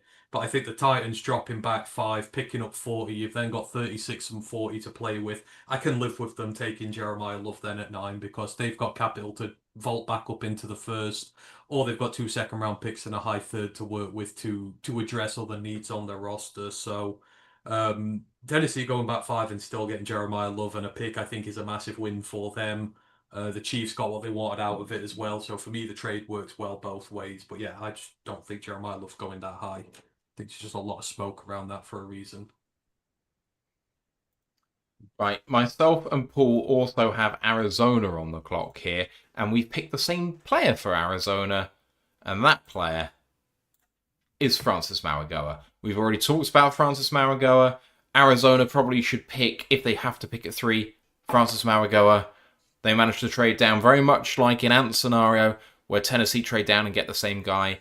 Arizona trade down and get the same guy. For me, this is the first tackle off the board. Now, everyone thinks the tackles are going to go, but the run only starts when the run starts, and no one has yet pushed that button. And if you have a look at all of the players for both mine and Poole's drafts, which are remarkably similar so far, we've got Mendoza, Reese and Bailey swapped, Love, Styles, Down swapped, Bain, and then Mauigoa all going in some semblance of very similar positions. So it's quite funny that we're here. He had Fano going off the board at 6 to kick off his tackle run. But for me, Arizona need this sort of player. They're being held hostage by a predominantly backup quarterback, but for me, that doesn't stop them going, if you really want a little bit of money, I'm kind of okay with it because we need to get some good tackle players. Arizona have actually, I think, drafted quite well historically when they come under pressure to maybe be a bit more, let's go for things now. They've been a bit more measured. They're building for the future. I believe in them to make a good decision, and I think this is one of those. Ash, you're the only one that doesn't have Kansas City trading their pick, and so with their natural selection, you have selected for Kansas City. I've got him with them a right tackle because last year they shored up the left tackle position, but they cannot carry on with Jalen Moore, who was a complete overpay for them in free agency last year, as their right tackle. And luckily for them, yes, they have all their pick of their tackles and they pick the best scheme fit for them. Someone who is well versed in outside zone, is a damn good plus backer as well. So when Mahomes is back, they can protect him. And he's arguably the best tackle in the entire class. I've given them Spencer Fano. So I said the last time that Fano was mentioned because Paul was the one that chose him. We'd wheel back to Fano the next time he was taken. So, Ant, what do you think about Spencer Fano? You, again, like with a lot of players, you like who you like. You're maybe the highest on him out of all of the draft first. Yeah, he's just, for me, he's just the best tackle there is, in terms of the athletic ability, just especially with what the NFL requires. Again, I guess it's a team fit, but teams who like to get outside the tackle, who like to hit you on the perimeter, like he's going to be absolutely perfect for them. Like he reminds me of Sewell in a way, in the way that he plays, the same dominance, that ability to get to the second level, the ability to make 2-3 blocks on the same play. He's technically a lot more refined than people give him credit for, but instantly the upside to his run game is tremendous. And the pass pro is much better than people give him credit for. He's come up against some good opposition in the Big 12 and stood firm. Again, it's a true junior who started since day one. He's played over at left tackle as well, even though it wasn't his natural position. And, it was a huge, it was a huge boon for him to get. That just shows how good he was, because Carl Whittingham doesn't put true freshmen at left tackle for Utah ever. And the fact that he not only moved him out of position when Caleb Lomu was there, who was a natural left tackle and started in day one, that just goes to show the esteem in which he's held and, the promise that he has. So, yeah, for me, he is just the best tackle there will be in terms of the right scheme. He's just going to dominate for years. So I would, him going top 10 for me would be justified. He suffers from the same things that Will Campbell suffered from last year. I like Fano more. more athletic, better timing on his punch. I think he's a more polished pass protector, and I prefer him as a run blocker as well. Not to say that I didn't like Will Campbell last year. When you have the arm length that he has, it does mean that there's less margin for error. But Fano doesn't really give margin for error. I think he gave up, was it 4 pressures last year? Pressures. Not sacks. No sacks as well allowed. But how on earth does a right tackle give up 4 pressures in a season? And play the full season, obviously. If you play one game, fair cop. But he played the full season, and he gave up 4 pressures. That's ridiculous. It's just insane. It doesn't happen unless you're exceptionally good. And don't let anyone tell you otherwise. Now, margin for error is smaller, going to go up against a lot better players in the NFL. There could be teething pains. I'm not going to say there might not be. He's going to be amazing. Eventually. I think he'll be amazing day one, but he will be amazing eventually. Right. Poole went Maragora as well. We're snaking back round. Poole takes at number 10. I'm just going to check if anyone else has taken him. Oh, I have. What fun. The Giants select Jordan Tyson, Arizona State. Not spooked by the injury troubles that he's had, because the only thing keeping Tyson this low is the worry that he may not be on the field all the time. Exceptional player. How he separates is his superpower. He gets free when he just doesn't like it as possible. The nuance in his route running, the way that he goes up and gets the ball, he's a true number 1 receiver. Maybe the only one in this draft that I really, really trust. It's a home run if he's healthy. It's a big if, and I know that the Pro Day helped, and that's why he can go this high. Obviously, our Arizona State fan in Ryan McCluskey is not here, and you've spent a long time with Ryan, and I'm sure that Tyson has come up more than a few times. What do you see in him? He's a great player. It's only for the injuries that he wouldn't probably be the best receiver in this class. I know we had him as it at the start of this year. He's very tough. You know, you play in the Arizona State system. They love to run the football, so you've got to do all the nasty work that a receiver does, and you can see that in the way that he plays. It's probably why he's dinged up quite a bit of the time. You know, he's always up in a DB's face, blocking when he needs to, does it really well, but he's really refined when it comes to his route running, and he's just a big play waiting to happen. You get the ball in his hands, special things happen afterwards. The feet are really good, the hands are usually pretty productive and steady, don't really have much of a drop issue. Yeah, he's a big game player. And yeah, I think if not for the injuries and the knocks and that, he'd be a lot higher. But it seems that he's done his pro day. He's done really well. It's kind of alleviated those concerns. I know the Giants are enamored with him, so it really wouldn't surprise me if this was the pick there. He's a hardball type guy. Again, guys who are going to do all the horrible work to get the flashy targets. Tyson will probably do that better than Tate and Lemon will. And Ash, are you a fan? Yeah, I am. It's the injury stuff for me. And while literally it was funny, just before you revealed your picks, it came out again that people are saying Tyson is probably more likely to be wide receiver 1 than wide receiver 3. Yeah, for me, it's just the injury stuff. And I know it can be sort of disproven with the whole pro day stuff, but with that uncertainty and the person we're going to reveal in a second, maybe having a bit more of a solid floor, maybe. I think the Giants, again, with the receivers that Harbaugh likes, usually to be his feet, they go somewhere else. But I can see him liking Tyson because they've done it with Rashad Bateman, they bought in Nuke when he was in Baltimore. So I can see it. It's just with the guy that's about to go off the board for me, I think they prefer him a tiny bit more.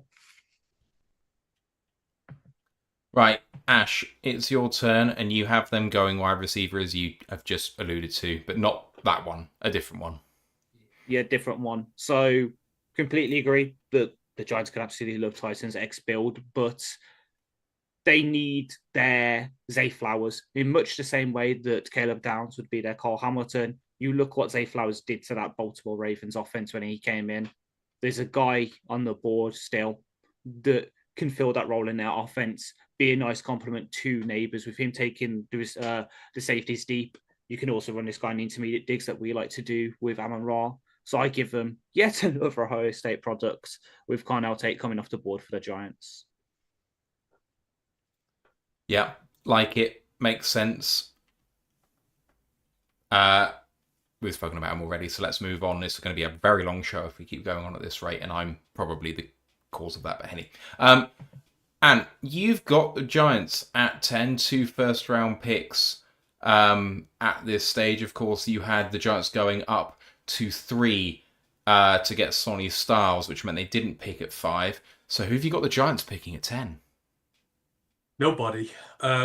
Because, like I said, getting that pick at 10 allows you to be more aggressive at 5, give up a pick to get that. Then you can trade back and get said picks if you need to. And so I've got them trading, and I've been very much on the record as saying if Ruben Bain Jr. was to fall to a double-digit number, that I would want the Lions to go up and draft him. I think that's at the point where you've got to start giving up all that you can for him. But I'm not sure Brad Holmes is going to do that. He doesn't ever like to do anything that I want. And there is an NFC rival who needs him just as much as we do. And they don't often trade up, but I've got them doing it in this case. I've got the Tampa Bay Bucks moving up from 15 to 10 at this point. I don't think Hobo's going to mind passing at this point on receivers and whatnot. He's going to get back in return 77 and 155. So basically the third and fifth for the Bucks. But yeah, the Bucks are losing their defensive identity.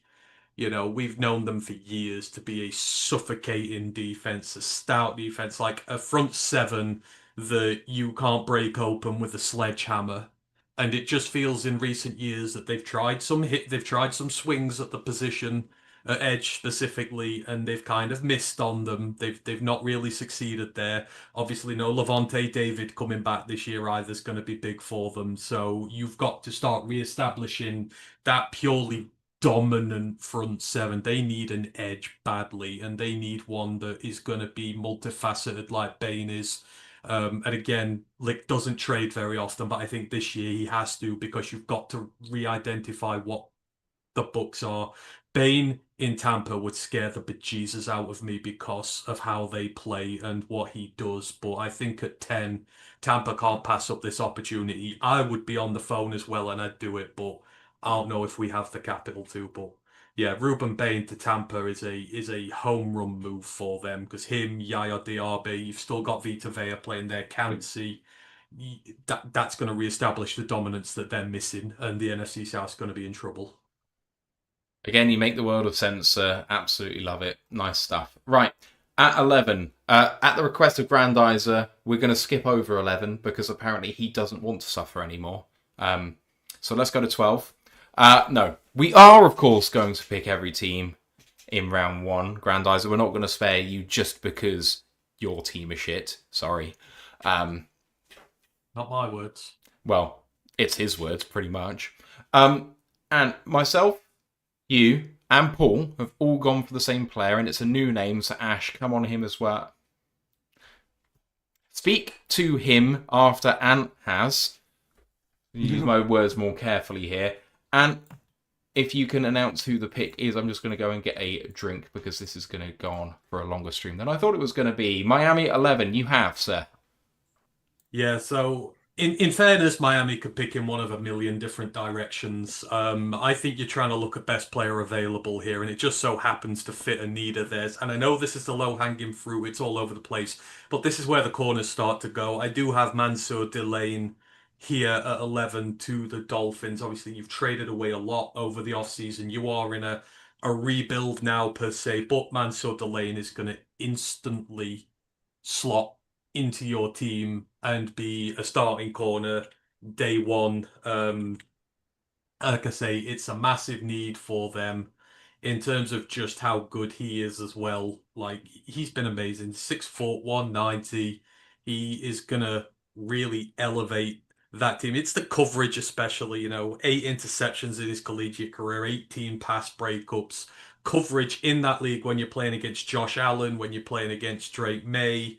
Obviously, you've got the Jets, which are shite, but you've got to have much better coverage played in that conference, especially when you're coming up against the Bills. And he's also built very stoutly against the run as well. He's gritted his teeth. He worked his way up the hard way through Virginia Tech, went to LSU, looked like $1,000,000, took to SEC competition like there were nothing, locked everyone and everything down.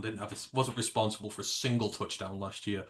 In terms of coverage ability, I think there are better man coverage corners overall, but I think in terms of the entire package you get at corner, Mansour Delane's at the top of that list, and the Dolphins getting him at 11 without having to move, I think is just it's a home run hit for them. As I say, they could go in a million directions, but that secondary with Josh Allen in conference is much needed. That is why I've got him. I don't know if your reason's any different, Ash, but it's a consensus pick, it seems. Ooh, so, well, I'll let Matt speak because my pick is different. I'm the only one that differed because I'm. Oh, I thought you said contrarian everyone in picked the that. same one. No. I- Ash has the same Wait. position, but a different player. Ah. I have Mansour Delane because he's the best corner, and Miami, well, need everyone. He's the best player available on the board. So I didn't hear everything that Ant said, but he's smarter than I am when it comes to this sort of thing, when it comes to a lot of things. So I will defer, Ash, to you to talk about Delane and then maybe reveal your pick. Yeah, I really like Delane, and he was my pick here, but then I thought it's the Dolphins are going for a rebuild in the same kind of way that my reasoning for the Cardinals taking Reese. That's why I have them taking the corner I do, because there's a certain corner who had one really, really, really good Euro tape and then had an injury and is now coming back from it. And there's all the stuff. And I can see the Dolphins just taking that swing again. And luckily for them, their new head coach is a DB coach himself. Used to obviously be the Packers defense coordinator, was the Boston College defensive coordinator before that. Who's been working with DBs. And so I think he can get the most out of this guy, even if it is shooting for the stars with the one good Euro tape. And I'm also doing it just so it doesn't fall to us, so we don't have Brad maybe doing a Brad special. I'm, of course, talking about Jamod McCoy, the cornerback out of Tennessee.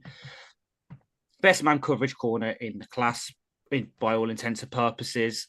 I can see them moving a bit towards that. That is seemingly the new gimmick on defense as well, is having a bit more man coverage in the Ravens, Seahawks style. But they'll put their own spin on it with Hafley. But it's the same position, same pretty much reasons for you guys, except for I think you guys have gone for the higher floor guy. I've gone for the higher ceiling guy, but it all works. It's Delane. We'll not be surprised. Jamal McCoy, and first time we've heard about him. We know about the ACL. We know he had 2025 out. We know that 2023 wasn't great tape either. But 2024 was pretty good, wasn't it? It was. I see. I just have a problem with the attitude. He could have played last year. He didn't. He's not tested at all when he could have. And he chose to wait until his pro day, which are notoriously easier than the combine and that, to get his stuff done. And not to mention, there's probably a reason why his combine medicals have come out and some people are throwing the word degenerative around about that knee injury. So there's every chance he doesn't want to be in a professional setting till he's drafted, because that injury is worse than we feared. There's a reason he's not played 15 months after getting that injury. And I don't like his, how he just decided he wasn't going to do it this year. Like, man, play for your team, show by example what you're going to be as a corner, because you've had one good year of tremendous tape. For me, it's not consistent enough to warrant, to go up against guys who've done it their entire career.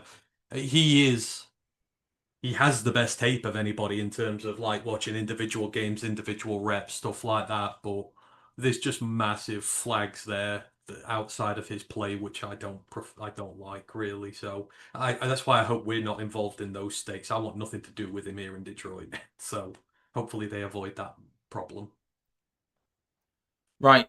Moving to Poole at pick 12. It's not Dallas because they traded up to 7. It's Washington on the trade down, and they managed to take Carnell Tate. This is the lowest of all of the drafts for Carnell Tate. Goes in the range 8 to 12, so it's in a similar range for everyone. But Poole manages to get a Washington Carnell Tate, which I think is a really, really nice fit. They kind of need a receiver. Him and McLaurin on the same team is super interesting because in some ways, kind of similar-ish. Like, I don't see redundancy because I think they're so good, both of them, that I actually think they could elevate each other. Now, you can't double both. Or if you do, you're going to going man-to-man across the board on everyone else. And I think that's quite a scary prospect. So I don't hate that for Washington at all. Ash, you also don't have Dallas on the board because Dallas went to 4 to get Styles for you. So now it's Tennessee on the trade down. Who have you got? Yeah, Tennessee are absolutely giggling to themselves as a home run pick for them just falls into their lap because he's got a few medical issues that will come up with his back. And so Maragoa becomes a Titan to protect Cam Ward's not blind side, but his one of his sides, Miami Reunion. Nice and easy for them. We already know you got the trust. Right, I have got Cleveland on the board after their trade down when Dallas went up to 6 to get Caleb Downs. And Cleveland won a left tackle. We know that they want a left tackle. We've discussed that prospect already with Monroe Freeling, and Spencer Fano, right tackle, but, whatever. They're going tackle. It feels like that's the right thing to do with their first round pick. And so Cleveland just have to simply take the best tackle remaining on the board. And for me, I've got Fano on the board. I've got Freeling on the board. I've got Lomu on the board. So, of course, Cleveland, being the great drafting team that they are, take Caden Proctor out of Alabama here at 12.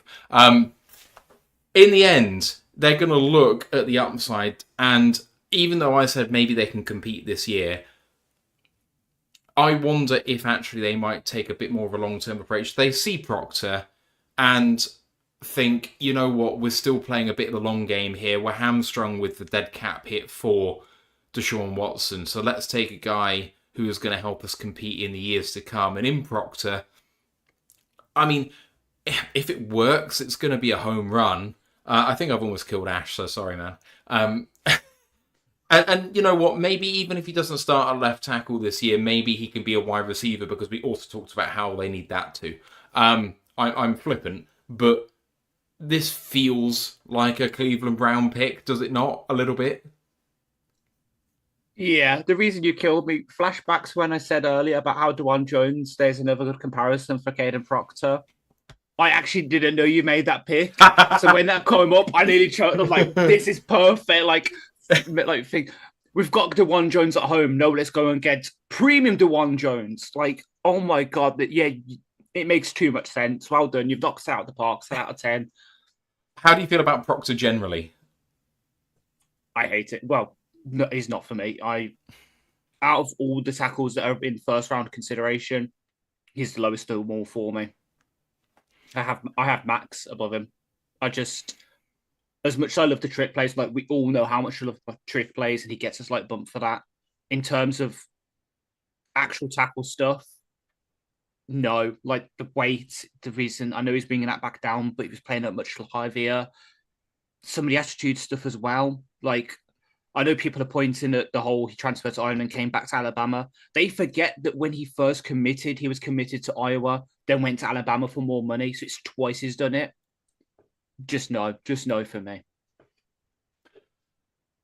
And I know that you're a huge Caden Proctor fan. I think you think he's going to be going, top 5, top 3. He's an elite prospect in this draft. With that frame. I mean, only a man that can play wide receiver at 380 pounds could possibly go that high. Where do you have him on your board? Where would you take Caden Proctor? No, I wouldn't take him in the first round. But would you take him in the second round? I wouldn't take him in Detroit at all. screw that. I've got options at every level I'd go over. People know how I feel, so there's not much more I can say, really. So, yeah. Yes, we do. I'm sorry that I jest, but it was just too good to pass up. Apologies to the people in the chat who've just pointed out that I don't actually have the thing saying who is picking up. I have now reorganized that so that is visible. Apologies. And you're on the board here, and we have a wide receiver, a right tackle, and a left tackle at this pick for 3 different teams. You're the only one who has Dallas at 12. And so with their natural pick, who do you have Dallas going for? Because Dallas, so far, have gone for me for Caleb Downs, for Ash for Sonny Styles, and for Poole for Caleb Downs. So clearly, it seems like, back 7 is very much on the agenda for them. Yeah, and for all the SPAC I've just talked about him, there's one team that doesn't mind if a player's injured when he comes into the building. There's one team that doesn't mind if he's got an attitude problem and he doesn't conform to the rules. And there's one team that loves a shiny toy, and he's been presented as a very shiny toy recently. I don't think the injury history will put him off, given the fact they took a torn ACL corner last year. I think Jamal McCoy goes to the Cowboys here. They still are in desperate need of help at corner.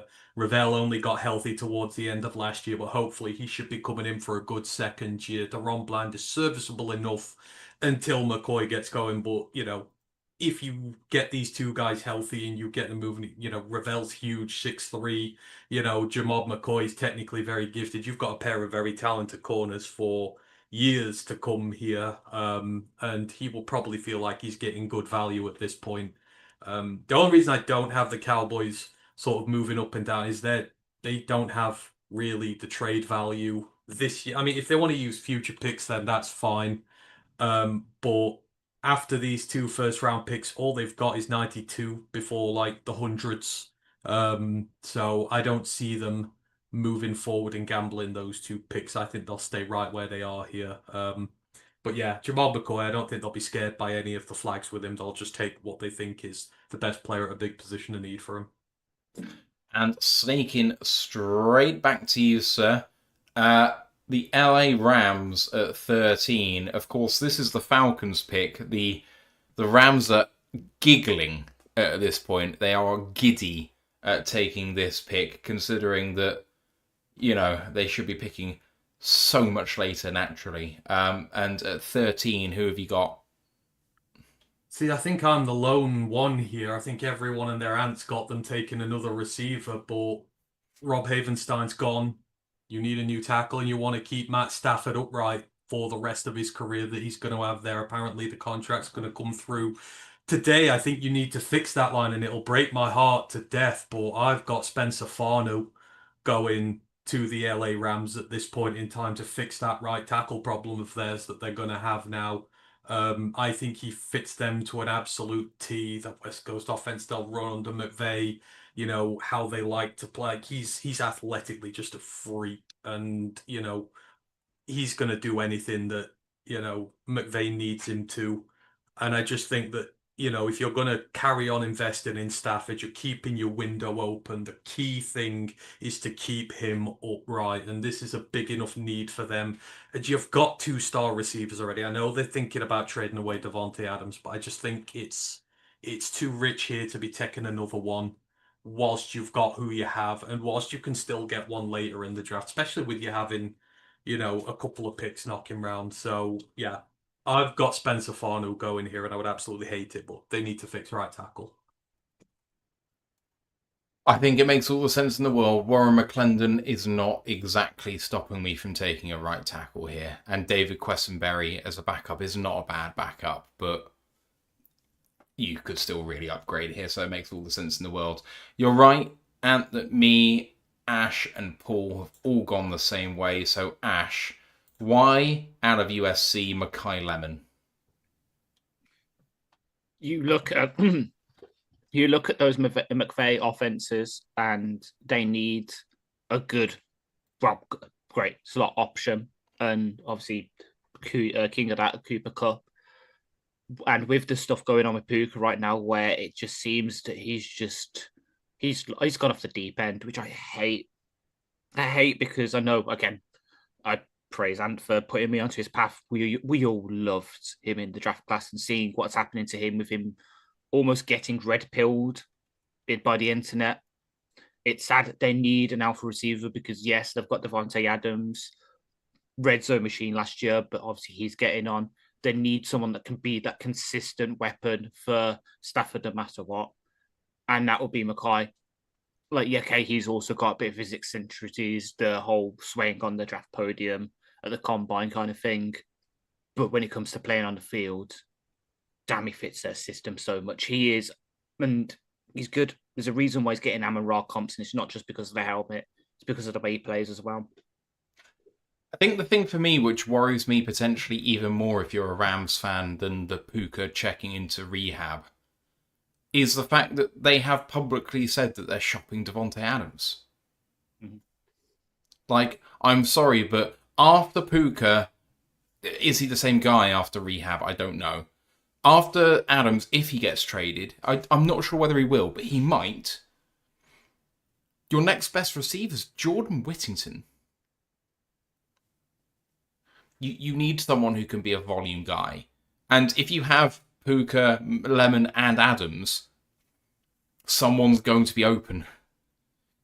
Well, either Puka or Lemon's going to be open, or you can just throw towards Adams and he'll catch it. So, in the worst case scenario where you don't have either of them, Lemon can come in and be your number one as a slot and just be a volume guy, and Staff will be able to move the ball with him.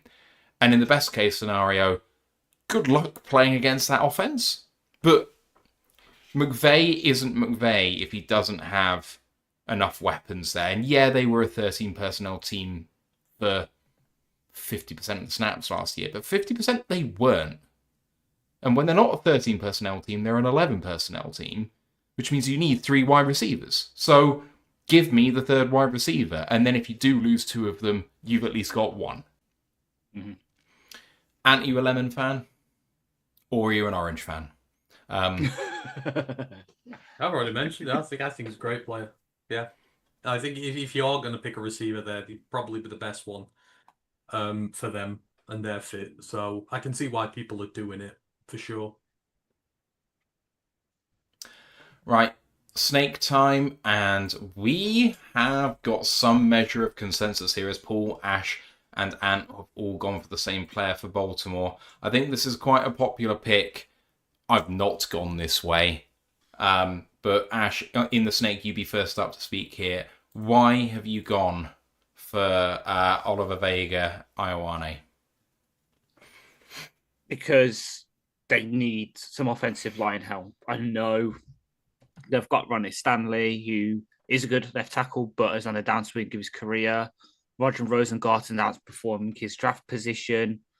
But you look at that interior, Andrew Voorhees, Danny Pinter, and John Simpson doesn't exactly inspire confidence. And when you've got Lamar coming in and getting shooting for another MVP, when you've got Derrick Henry who needs blocking in front of him, you're going to need to add something to it. And so they get a plug and play guy, very much like the Ravens always do in drafts. They don't move. They just sit there and let good players fall to them. Look at last year. Look at the years before where they just keep taking players we'd like. Players are very good. They'd be like, oh, how the hell do we let them get to there? Plug and play at left guard. You can then maybe move Voorhees into center because I think he played at USC a bit. And suddenly, again, upgrade 2 positions by drafting 1 player. It just makes sense. And Ioane? Yeah, pretty much the same thing there. You need to fix that line. Rushing behind the interior last year, less than 4 yards to carry, basically behind the entire right-hand side of that line. Falele's gone now. Obviously, you brought in John Simpson to fix that left guard spot where he's played at the Jets for years.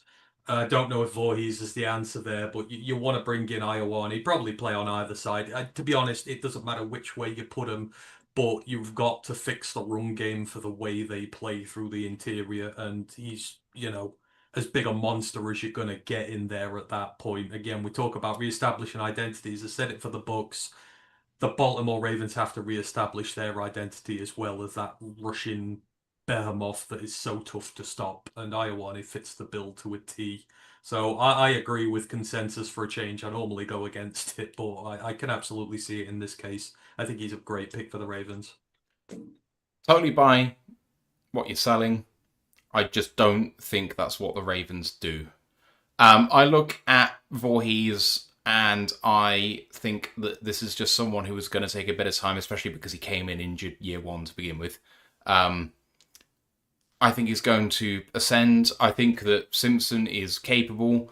I think they're going to look at that and go, we can live with it, at least for now. Doesn't preclude them from drafting a guard in round 2 or round 3 or wherever they want to do that. Guards are plenty down there. I don't think drafting a guard that high changes their fortunes at the interior of the offensive line really massively. I don't think it makes them a huge amount better. But what I do see is what you were saying about needing to replace someone. And what have the Ravens lost this season? Well, it was a player that a lot of Lions wanted to sign potentially in this offseason. It was a player who signed for pretty big money elsewhere. And it's not really a position that they need to upgrade because they just re-signed a player who was meant to go away and be done with the team. This is the best player available on the board. And that's why they're going there. They're reasserting themselves as a 12 personnel team because they are going for Oregon's Kenyon Sadiq. Now, totally unnecessary because Mark Andrews is still there. But if you want to have a run game, and Sadiq is not the best person to re-establish a run game, but have a tight end, okay. Let's have another pass catcher because the Ravens are full of, with the exception of Zay Flowers, mediocre wide receivers. Tez Walker, okay. Rashad Bateman, okay. As much as I love Bateman coming out, and it's still going to be one I believe in until I die, they're all like wide receiver 3s. Zay's different, but Andrews and Sadiq will play almost all the snaps. They'll just live in 12, and they'll get open quickly, or they'll chip, or whatever they have to do. But Lamar is Lamar, and he's become a really, really good passer, and that's great. But his superpower is still his running. You can live with a substandard offensive line. He needs better pass catchers, and Sadiq, elite speed. I mean, he's a wide receiver, really. But he does it at 240 pounds. It's exceptional what he can do. Special kid. And, this is a new regime in Baltimore now at head coach. And weapons of fun, man. First time we've mentioned Sadiq. So, Ant, feelings on him? I'm not as high on him as everyone else is. I think in better tight end classes, there've been better round 1 tight ends in recent years. But I can understand why the thought is to get him there to Baltimore. Obviously, they need a tight end. Mark Andrews, you can't really rely on anymore to stay healthy, and you kind of want to be moving on into the future with it. He can block. Can he block to the inability that you want to on a team like Baltimore? I don't know. In terms of the receiving ability, he gives you everything you need, but does he do all the run blocking that you need? It's very complex, and it's, in your face all the time. I'm not sure he's the right type to be going that high and doing that. Let's not forget, Jesse Minter is the defensive coordinator, but Georgia State, back when they were an option side, Vanderbilt when they were running the option, Michigan under Harbaugh, run game, his defense is predicated on time of possession and being able to do better when they're on the field for less, and he will want to fix that run game first with his line. I fully believe that'll be the way he goes with it. So, yeah, I can see why they do it, but again, I think there might be better fits for them later in the draft whilst they fix that line first. There'll be plenty of heir apparents to Mark Andrews back there who they can develop over a few years. Ash, what do you think of Sadiq as a player? He's good. Again, I'm probably slightly lower on him in consensus just because I do like my Titans to block, but it makes sense here. Isaiah Likely role, they already have that kind of there because obviously Isaiah Likely, so just plug him back into that. Dispatch boss are sorted, but yeah, I can see the vision. It's one of them where, the Ravens will just take BPA, as I said earlier, just take BPA, who is on the top of their board, and work out from there. All right. Time to go to 15, and you had Tampa Bay trading up to 10, which means that the Giants now have their second first-round pick at 15. And holy shit, what have you done? I picked a football player. Okay, who? Hence what we do in the draft cycle here. They did the basis of it there. Obviously, Dexter's left now, gone to Cincinnati. You've got a gaping hole at defensive tackle that you need to fill. And again, going back to the whole ethos of what John Harbaugh is about, you've got to have a steel spine to that defense, and you're going to fix that. And I fix it with Peter Woods. And I know Peter Woods, everyone is on the hate train. Everyone's trying to take him out of round 2. But I don't think that's the way to go. You want to replace Dexter Lawrence, and to do that, you've got to get a guy who is capable of just causing utter chaos in the center of that defensive line and collapsing pockets from the interior, and that is what Peter Woods can do. Let's not forget another true junior who is on the young side. He has only just turned 21 years old. 6'2", 300 pounds, great build, and you've seen in his sophomore years and the end of his freshman year, just how destructive he is when he's on the interior of that line. I love the pass rush arsenal with him. I love the energy, the motor. He just keeps going again and again and again. And I think he's just been victim of a scheme that didn't work this year on a team that was not as good as we thought it was. The odds of him, TJ Parker, or guys like that just getting bad at the same time, it just doesn't happen overnight. He was talked about as a potential top 5 pick before this season started. Because he's got that level of talent to him, it's just been a year where he kind of didn't take the step you wanted him to. But again, he's that young, and he's got a wonderful line to work with there in New York with their guys on the edge, and Sonny Styles, who they'll have as a result of this draft as well. But Sonny Styles and Peter Woods are what you will create the spine of your team on for the next 10 years. Dominant against the run. Able to make plays in the backfield. You're replacing what you've lost with Dexter Lawrence. So maybe not to his degree, but, eventually over time, he will prove worthy of that pick. And again, I'm fixing the spine of that team like I think Harbaugh will do. So, yeah, Peter Woods goes at 15. And again, I think people have just been unnecessarily nasty to him. So because of numbers, I still think he's a great player. Ash, first appearance of Peter Woods. What do you think? I really like the fit. We all know how much I love Madubuike, the Ravens defensive tackle. This is Madubuike. I know I'm doing a lot of analogies where, of course, he's been going for Ravens. He will fill that role. And the good news is with the draft class, there are those tackles you can get on day 2, early day 3, who can come in and, while never being up to Dexter Lawrence's level, will be good enough to fill that role of run stuff in one tech with a bit of pocket push on passing downs. And suddenly you look at that Giants defensive line. Darius Alexander, who they took last year, insert nose tackle here. Peter Woods as the down lineman with Brian Burns, Kayvon Thibodeau, and Carter Abdul Carter all coming off the edge with that. That's a pretty damn good defensive line. They might need a bit of depth because literally all they have right now is Darius Alexander, Sam Roberts, Roy Robertson-Harris, Marlon to Elijah Coatman, and then the Marvin Leal, who ever remembered he was in the league still. But getting Peter Woods in there as that Madubuike 3-down player could do a lot worse here.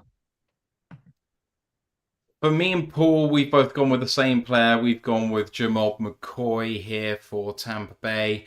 At outside corner, they've got Zion McCollum and Benjamin Morrison. At nickel, Jacob Parrish. Behind those guys, Demarion Williams and Josh Hayes with Chase Lucas in the nickel. Morrison might be a good player in the NFL, but we don't really know yet. And we know that Zion McCollum is an average player at best. He's fine, but he's not great.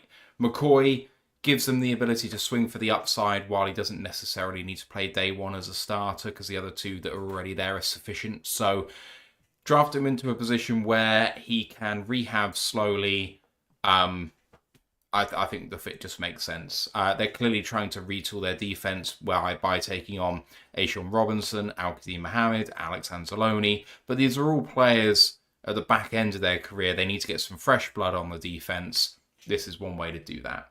Ash, I realise that we're overrunning and you need to go. So I am going to reveal your entire draft, and I'd like you to just take away some high-level stuff without going into players too much, and then me and Ant will do the business along the rest of it, because I know you were meant to go 40 minutes ago. Apologies. So let's reveal your entire mock now. Mesidor at 15 for Tampa Bay. Caden Proctor for Philly at 16 with a trade up. Chargers move up to Detroit's pick at 17 for Mansour Delane. Dylan Tieneman to Minnesota. Sadiq to Carolina. Avian Terrell at 20 for Dallas. Emmanuel McNeil Warren safety to Pittsburgh at 21. Detroit in the trade down take Blake Miller at 22. The Jets take Colton Hood at 23 in the trade up that Philly had to 16. And then no further trades until 31. Jordan Tyson, wide receiver at 24 to Cleveland. Caleb Lomu, left tackle, Chicago. That's going to make me sick. At 25. Wide receiver Omar Cooper from Indiana to Buffalo at 26. Maxi Iheanacho, right tackle, Arizona State to San Francisco at 27. Houston at 28, take defensive tackle Caden McDonald from Ohio State. Kansas City at 29, take 5 technique Keldrick Falk from Auburn. Miami at 30, take wide receiver Casey Concepcion from Texas A&M. Yep. Thank you. Detroit trade up to 31 with New England for TJ Parker. Edge. Auburn? Nope. No. Edge. Clemson. Clemson, thank you. Duh. And then another trade. Ty Simpson does go in the first round as Arizona trade up just a few picks with Seattle at 32 from Alabama. Some high-level stuff from you. Detroit trading down and trading up. Lots going on here. Yeah, we'll start with our picks. So I think everyone could guess that I was probably going to do this because I did it in my 7th round mock. In this situation, it's the Chargers want to just get a corner. They get because the lane's fallen, and so we trade down with them, pick up a couple of picks, including that 3rd round pick I want because Carl Louis, get Blake Miller, and then use some of our picks to trade back up to get TJ Parker is falling. I did reveal that I wanted to do that last week in my 7th round mock. It just didn't happen. So I traded in front of Seattle, who, having lost Boye Mafe, need a start, like a sort of good edge. So try and beat them to the punch. But with them, and it's come out since we've been recording, that their GM has said that they want to trade down anyway because they've only got 4 picks. They trade down with Arizona, partly because we take Parker, but also because they want to accumulate more picks. Allows Arizona to do that Lamar Jackson style trade for Ty Simpson, which everyone thinks is going to happen. So I'll just go with the consensus to be a normie. I had the Eagles trading up with New York because I can see them biting the cheese on the Caden Proctor smokescreen, and they loathe those kind of guys. They had some success with Jordan Mailata. You might remember that when we traded up for Gio Manu, it was because supposedly the Eagles wanted him. Maybe we should have let him get him. But in this case, they traded up for Proctor to develop behind Lane Johnson, and then in a year or two, plug him in at right tackle. So that's why they trade up. Tilleman to Minnesota seems to be written on the cards, as does supposedly Caden McDonald to the Texans. Supposedly that is also written in pen. If he's there, they're going to take him to build their defensive line. Greg Lomu to the Bears will make me sick, but I needed a left tackle. And what's the other fun one? Yeah, and then Sadiq to Carolina to give Bryce Young a safety valve. And then for the Mesidor explanation at 15, since that's where you guys were. Basically, what Ant quite rightly said with them trading up for Bain at 10, they need a pass rusher. And the guy that Riz had today on the Daily DLP, who does cover the books, basically said that he agrees that they need an edge rusher. And they're in a win now mode, so they don't care about second contract. They need to win now with their roster. So they get Mesidor, who they know can play for that 4 or 5 years in the rookie contract, and then let him go elsewhere, sign a second deal, get a comp pick back. Fantastic. Ash, thank you, and thank you for staying on for a bit extra for us. Go and get some sleep, because I know you've got work early in the morning. Yeah. See you guys Wednesday for probably the show would be worse, because I don't bet. Fair. All right, we'll see you then. Cheers, buddy. In a bit. Bye. All right, so we're snaking, and we're snaking to Poole with the Jets at 16, and he has taken wide receiver Omar Cooper Jr. First time we're seeing his name, but because Poole isn't here to defend the pick, I'll talk about him when it comes off the board for me or Anne. I have the Jets picking with a natural pick at 16 as well, and I have them taking Keldrick Falk. This is the first time we're seeing Falk. Natural 5 technique, sort of tweener guy, exactly the sort of person you thought you were getting in Josh Pascal, apart from maybe a bit more of a bigger guy, a taller guy. Looks lanky on film, despite being pretty well built. I mean, he's absolutely shredded. Slightly undersized, maybe, to be that sort of big ends guy, but he has been described as the carbon copy of Marcus Davenport, but healthy. He's 20 years old, can-crushing guy. I think that his ability to develop at the next level is actually slightly capped, which is not a popular take at all. But I don't necessarily see the path for him to develop. But I believe that a lot of other people do. And that's what really matters when it comes to mock drafting. What do the people actually drafting feel? And if you have a look at what the Jets need, they need football players. Like, Keldrick Falk is a gritty player. He is linked to the Lions very heavily at 17. Well, who's the head coach of the Jets? It's the former Lions defensive coordinator who was part of that grit system. They've got, starting at the moment, Harrison Phillips and Will McDonald. It's hard to start Will McDonald, at least on early downs. Harrison Phillips is fine. Falk will start. And he'll start over either of them. Now, I don't necessarily believe in his ability to bend, and I'm not a massive fan of his ball rush. But that's me. Lots and lots of people like Falk, and in this system, he's going to get the chance to develop. The Jets have already made a pick in Arvell Reese. They've replaced both of their edge rushers. They have Reese and Falk. Completely revamped what that defense can do. I think this makes the world of sense for them in terms of who is the head coach. And, you know, maybe the head coach doesn't have any power anymore in New York, but I choose to believe that they kept him on because they actually believe in him and they've actually backed him. That's my contention, is that actually everyone's wrong with Aaron Glenn. And if they were going to make him a lame duck, they should have fired him. And if he's not a lame duck, he's actually got power. And if he's actually got power, he's going to stop that defense. And where are they weakest? Edge rusher. So that's where I'm going. How do you feel about Keldrick Falk? I love him. I've kind of loved him more and more. I've watched him play. He's who you go. If Ruben Bain's not available, then this is the guy you go after next, who's got the potential to be like Bain. He's got a massive wingspan. When you see him play, that's why he's so good against the run. He can just swallow up guys. Because the wingspan's absolutely huge. Sets the edge really well. Got a lot of strength behind him. 6'6", 285. Like, it's that kind of build that we're looking for as our edge too, but at the same point, he's a better pass rusher than people give him credit for. Now, the sacks went down this year, so did the sacks for Mikael Kamara, so did the sacks for TJ Parker. They're still great pass rushers. And, you know, there can be many reasons why production dips here and there. Is it scheme? You know, is it the quality of the opposition? Because, again, he's playing for Auburn.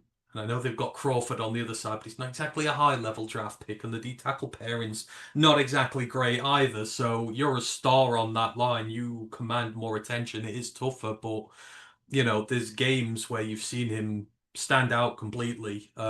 Georgia last year, Xavier Truss and Tate Ratledge couldn't deal with him.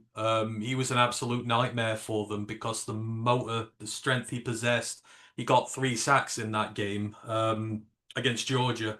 and showed that he got the capability when he needs to. And to merge him with the fact that he's one of the youngest players in this draft, another true junior.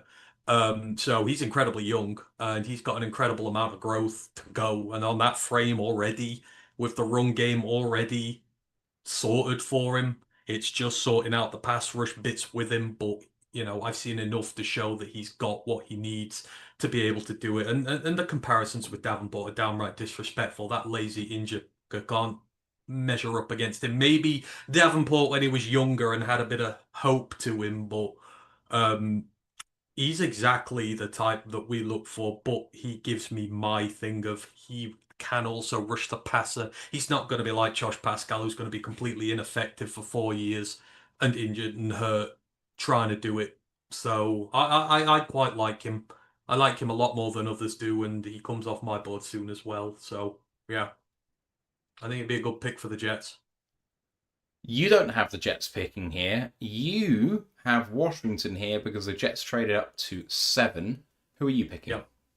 I've got Makai Lemon going here. Washington have got their extra pick. Now they go out and get another playmaker for Jaden Daniels. Obviously, you got Debo there, but why I like Lemon's ability to do the ridiculous, and it's, when you watch him when they've played at USC, he's got another quarterback in Jaden Maeva there who can work well out of pocket, who can extend plays. Makai Lemon always found ways to get himself open and to stay open, and if he was in tough contested coverage, you could still throw it his way, and like his ability just to get up, get down, get the ball in play is pretty much unmatched in terms of the sheer skill he uses. So for someone like Jaden Daniels, who's a good passer, but he does work out of pocket a lot sometimes, and he's a dual threat who can extend plays. I think he's the right sort of mesh that Tate and Tyson wouldn't be. So I love giving Makai, well, not because it's an NFC player, but I think Makai Lemon fits the best with Jaden Daniels. They trade back and they still get one of the best receivers in the draft. I think it's a win-win for them. Love the fit. Hey, that's a cracking pick. For them to trade down from 7 to 16 and get Lemon is insane value. You've now got Detroit on the board. Detroit are picking, and we've just talked about him. Who have you got at 17? I've got Keldrick Falk. People are going to not like that in the slightest. They'll want to tackle here, they'll want somebody else. But the more I've thought about it, like I said, the thing I want to do most in this draft is trade up to get Ruben Bain. If he falls, I just don't think he's going to fall, or I think there's going to be a whole bunch of suitors already in front of us who are going to outbid us for him. So you're looking for someone in that ilk. Like I said, Falk is incredibly young, one of the youngest players in the draft, but he has had a double-digit sack season. He's shown he can pass rush, but more importantly, he does fill the criteria for being a really good run defender. And everything you want with it that satisfies what the Lions want, but he satisfies the pass rush upside that I look for with edges because they've got to be able to get to the quarterback as well. And when you think of the line he's playing on, like he's not had this sort of help ever during his time at Auburn. You've got Hutch on one side, you're going to have McNeil and Tyleek in the middle. There are going to be plenty of opportunities for Keldrick Falk to get one-on-one with some of these lesser experienced right tackles and be able to, make opportunities for himself. But he's one of those. The more and more I've looked at him, the more and more I like him. If you want to drop into a 3-man front, you can play him at 5 tech as well. So you can kind of do that with him, and then deploy outside rushers next to him, who he's gonna take up double teams at his size. So I do, I like him as a pass rusher. The versatility is like something on the side that comes with it, which I don't really care about. But in terms of what we need as a pass rusher, for me, Keldrick Falk is the guy who gives me what I want and at the right value here. I thought I would hate it. I have considered it a lot because Riz says it's one of 4 people he thinks makes sense for the Lions here. So it's something I've come to terms with over the last couple of weeks. The more I think about it, I don't hate it. That's the nicest thing I can say about it. I think it's fine. I think it's a lot more of the same, though. Like, I think it's something the Lions would do. I just don't want them to do it, but it could work. And I'll take could work, but I'd want a different kind of edge to be the primary guy. And this We've just... never drafted someone before, though. Pascal was not. Pascal was a defensive tackle when we drafted him, who they kicked out. Yeah, it was a nose. Yeah. So they kicked him out. Keldrick Falk is an edge by trade. We've not made any other picks at the position other than that. We've brought in a load of has-beens and nobodies and never were's. This is you drafting this is your first proper attempt at drafting the type of guy you want. So I will give them a pass on that, because I would prefer a David Bailey type who is a specialist pass rusher, but I know I'm not going to get it. So, this is the best of both worlds. Fair. I can go for it. Poole is selecting a tackle for the Lions, left tackle Monroe Freeland, who we've talked about for Georgia. I am selecting a right tackle because Spencer Farno is still on the board. We've also talked about him. And thoughts about the Lions taking tackle, generally? I'd get behind it. If Farnu's the guy, Farnu's the one I want more than anybody, so he's going to be the pick there. I just think that someone's going to... Again, I've said it for a long time now. I think there's a tackle tax in this draft. I think the top three of them go higher than we can go. We don't possess the draft capital to go up. I don't want to get, we've only got 17 and 50. You're giving up future capital, and if it's the right player, fine. But I don't think the visions align. But if it is a tackle there and it's Farnu, then fine. Anyone else, I'm not too fussed. At 18 for Minnesota, well, Ash went Tiedemann, Poole went Tiedemann, I went Tiedemann, you went Tiedemann. This is one of the ones where we are all aligned, and at this position in the draft, that is something quite remarkable. And you're buying the smoke then that Minnesota are going this way. Talk to me about that and about Dylan Tiedemann himself. I mean, Minnesota have been trying for years and years now to sort this secondary out. We think of the amount of corners they've drafted over this time, safeties they've tried to draft, and they've never quite got it right. But this year, it's bigger than anything. You're replacing Harrison Smith this year. Lewis Senior bought out with Georgia with injury worries, and that Tiedemann gives you a true deep ball hawk type who you're gonna want in this league with guys like Caleb. And Jordan Love and Goff, to be fair. It's quite a heavy passing league. Some really good passers. You need a good secondary. Minnesota's deficiency's always been its secondary.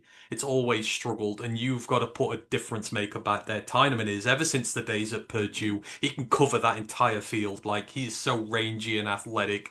It kind of reminds you Kyle Hamilton-esque what he can do, and the production matches as well.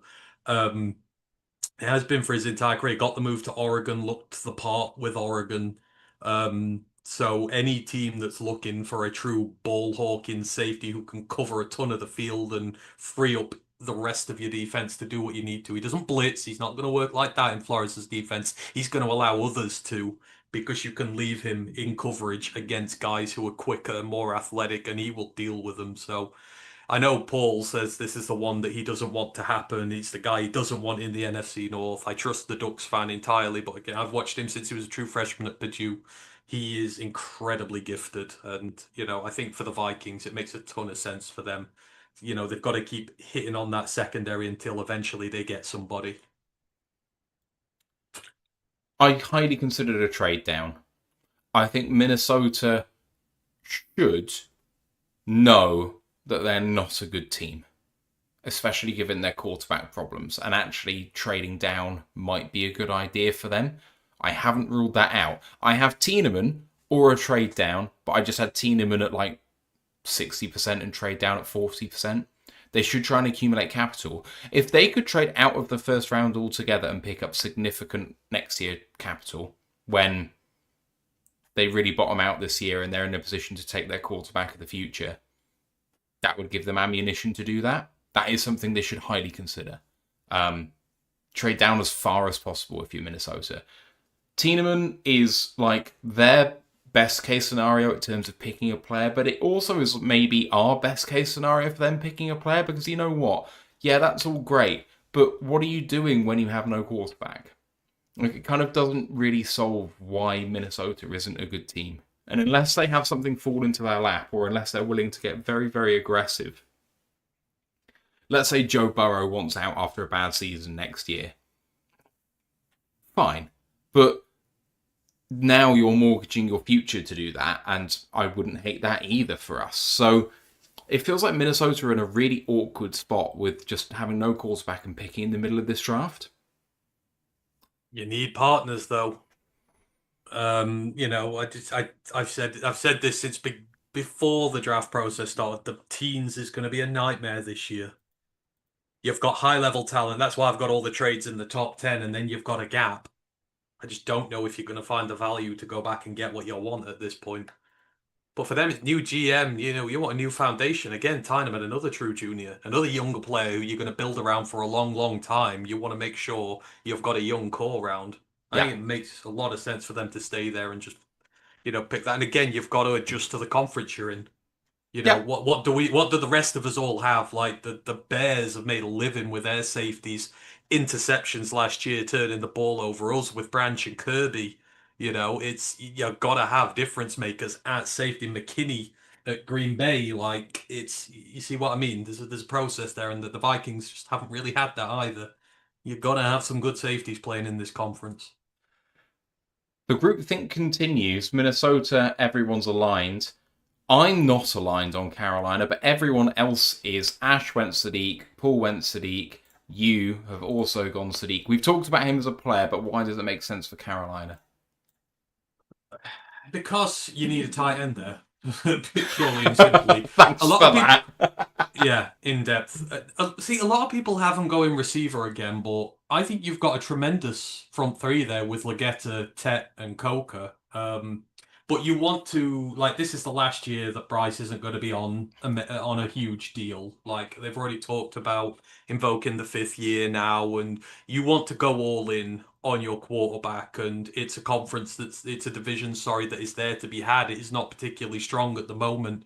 You've got a great receiver core. You've got a great blocking receiver core as well. Carolina, not really the position where you need someone to be as into their blocking. You want someone who's going to stretch the middle of the field, who's going to take defenders away and give some of these elite playmakers they've got even more room to operate in. I'm just going fully in on the Panthers and Bryce Young, just supporting him with as much help as you can get him, because they can win with it. They can win the NFC South. They can win playoff games. They were very close last year.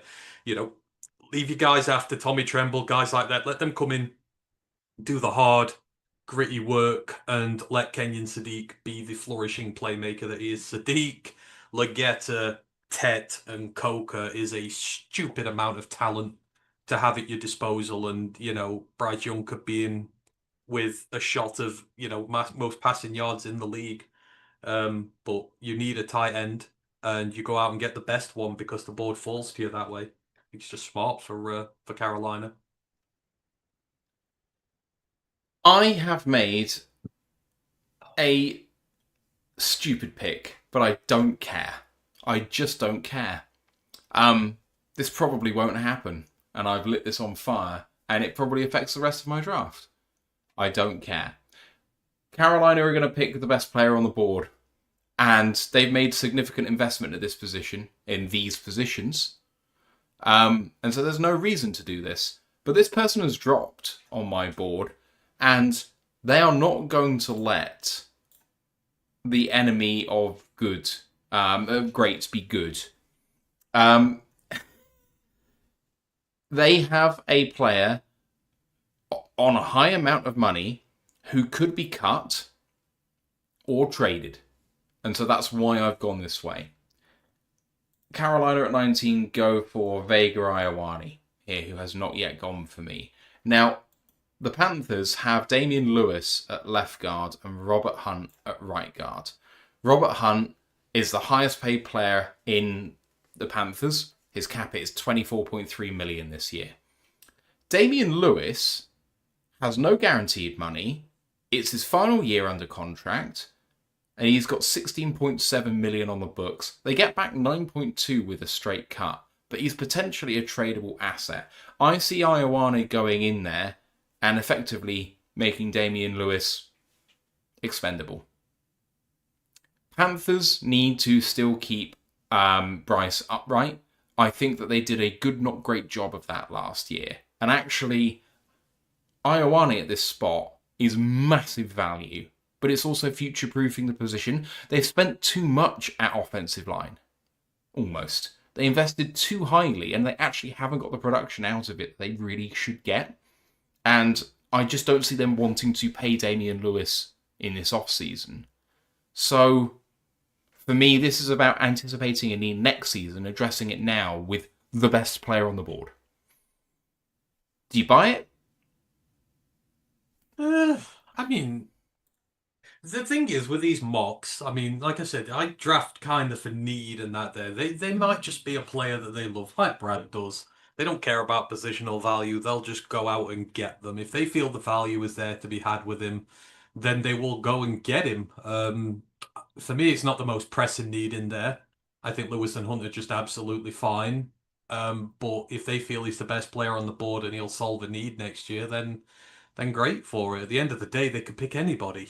That's just how these things work. So, but I have to try and use the logic that I can with the information at my disposal. I just don't think Ioane is going to be there at that point. The Lions will take him. The Lions are not going to pass on Vega or Ioane if he's there at the board. I'm almost damn well certain of that. Like he will. So You that think would they be my take him only over counterpoint. Fano? No, but I don't think Farner will reach there. Fair. One of them's going regardless before the Lions. Both of them aren't reaching the Lions. If both of them reach the Lions, then something has happened. Yeah, my draft happened. We're snaking back to you. Dallas have their pick at 20. You're the only one who hasn't had Dallas trading up. So with they're not. There's no capital after this. It doesn't make sense unless they're going to give away future picks. I just don't see them going gung ho and giving away both firsts. But I think with the first one, we had them going with corner Jamal McCoy. They need to fix the defense there. But what they also need more than anything is a teammate for DeMarvion Overshawn. They need a new leader for that defense. They need a new green dot who's going to be the guy to build that defense around for years to come. And I know positionally wise, people don't value him very high. It's the first time we've seen him. I have CJ Allen here for the Dallas Cowboys because I think he's exactly what they require. It is a bad unit on their defense, and you start rebuilding a bad unit by setting your leadership up. And it might not be year one, but certainly after a couple of years, Jack Campbell-esque, that defense will become CJ Allen's. I think he's done a tremendous job at Georgia. Again, he's been a very integral part of that defense, which has been great for years, not just this year where they've kind of had a down one, but he's been part of some great teams there. I like what he brings to the middle of the field. He's that iron presence that's just going to stop anything that comes running through the middle at him, which he's done at Georgia for years. I think he's got athletic upside to him. I wouldn't move him around too much. I wouldn't get too funky with him. I'd just plunk him in the middle and I would get him ready to take those green dot duties. But they need someone critically at linebacker. And maybe people might say it's too high for him here, but I think there's other teams that need a guy like this who are nudging around in the shadows just behind them, and I don't think you let him go. I think you've got to make sensible picks here and build where you really, really need somebody. So CJ Allen is the guy there for me at the Cowboys. They get McCoy and Allen. They go some way to start fixing that defense. I have Cleveland on the board here after the trade down with Dallas. They picked up 12 and 20 while giving picks back in return outside of the first round. So Cleveland on the board. They took Caden Proctor at 12. Their two pressing needs really were left tackle, which they've addressed, and wide receiver, where they're just not sufficient to be a good offense. Tillman has come on from a really underwhelming rookie season. And why can't I remember who else they have? I'm going totally mad. Cleveland Browns have Jerry Jeudy, which can't be a long-term answer. He's fine, but he's underwhelmed. So you need a long-term option who is going to be that dependable guy. And, I'm taking someone here who Ant knows extraordinarily well at wide receiver. Might be a little bit high for him, and it doesn't come without his issues. But I just think that this is going to be someone who can sew up a starting spot in 11 personnel for them and be a long-term option once Judy goes, because I don't think they're going to be giving him another deal. I've gone with Kevin, KC Concepcion. Used to play for your team. Ant, are you a fan? He's a traitor, so no. Oh, Yeah, no, I am completely. Again, another true junior. How many of those this year? You've made Brett very happy there if you're sending him to Cleveland. But yeah, he's explosive. Like his speed after the catch, his movement ability after the catch is just something that very few receivers have in this draft. His true freshman year for NC State was just, it was one of the best I've ever seen from a Wolfpack player before. There was just no stopping him whatsoever, and it was devastating when he left. But he played well in that Tamu team last year. Had a great 1-2 punch with Mario Craver. Those two just absolutely wrecked stuff in the SEC. But he's a good deep field threat. We're going over 15 yards a catch this year. If you want someone who's going to give your quarterback, whoever it may be, a big play option, but shorter at the line of scrimmage, a guy who can do it after the catch rather than make the QB make too many, crazily deep throws down the field, he probably should be a first round pick. It all depends on what you need in your system, but he can play inside, outside. Don't let the size fool you. He can do either or. So yeah, I would be sad to see him go, especially to Cleveland, but hey ho. and then finishing us off here, we've got Poole for Dallas taking Keldrick Falk, which is the sort of pick that they should make, but probably won't. Pittsburgh at 21, Poole takes Emmanuel McNeil Warren. So does Ash. I'm going to skip over me. I know we're snaking it, but I want to go with you first, and you're going with Caden Proctor. Yes, and this is, Pittsburgh generally I'm pretty good. I've picked their picks in quite a few previous years gone, but obviously you're probably going to have Aaron Rodgers coming back this year, and going one more time. So you are, even though you've got a new head coach, still trying to win now per se.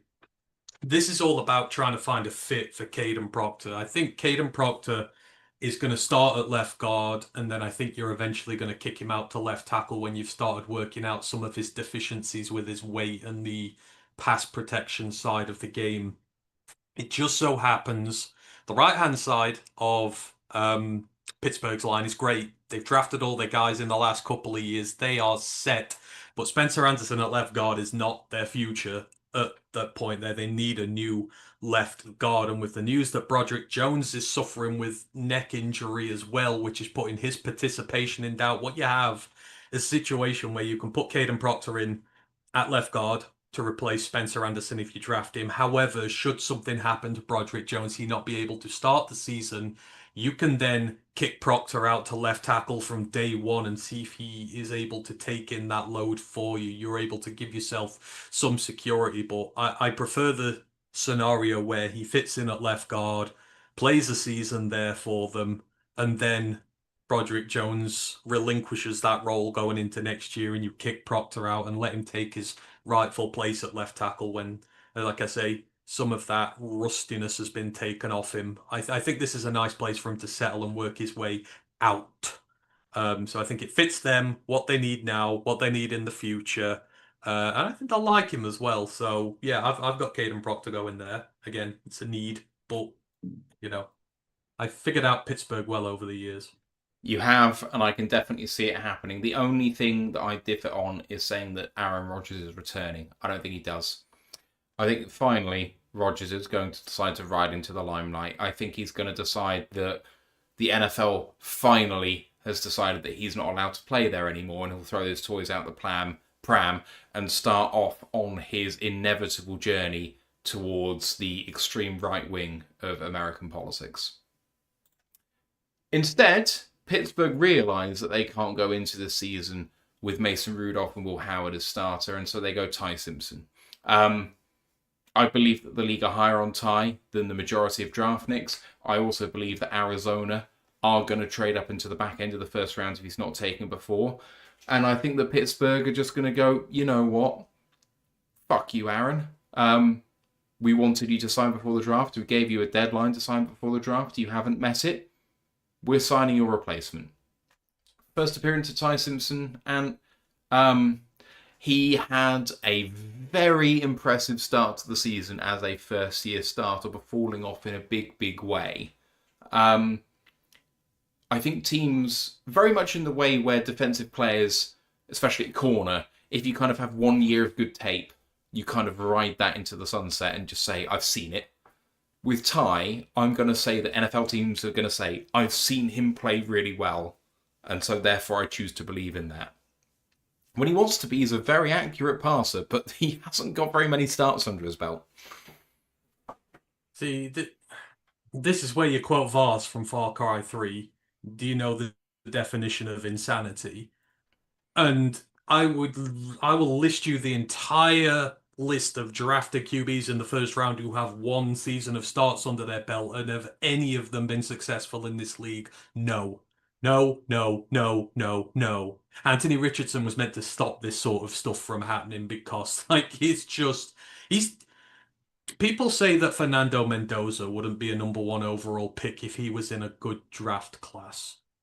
If Ty Simpson was in a good draft class, he wouldn't be sniffing the first 2 days of that draft. That's the levels we're talking about here. He's so far behind Fernando Mendoza. At this point, for someone like Pittsburgh, it's stupid. You're not taking your future franchise guy. You're taking a massive swing on what is essentially a developmental guy with your first round pick, which makes no sense for them because they're not in that mold right now. They're still trying to go for it. He's not that good. In the playoffs, he disappeared. When the limelight shone, loudest, he withered. He was really bad. And again, the amount of starts there aren't any at all. He should have gone back. He should have had a second year because there's way too much with his game that's not right at this moment in time.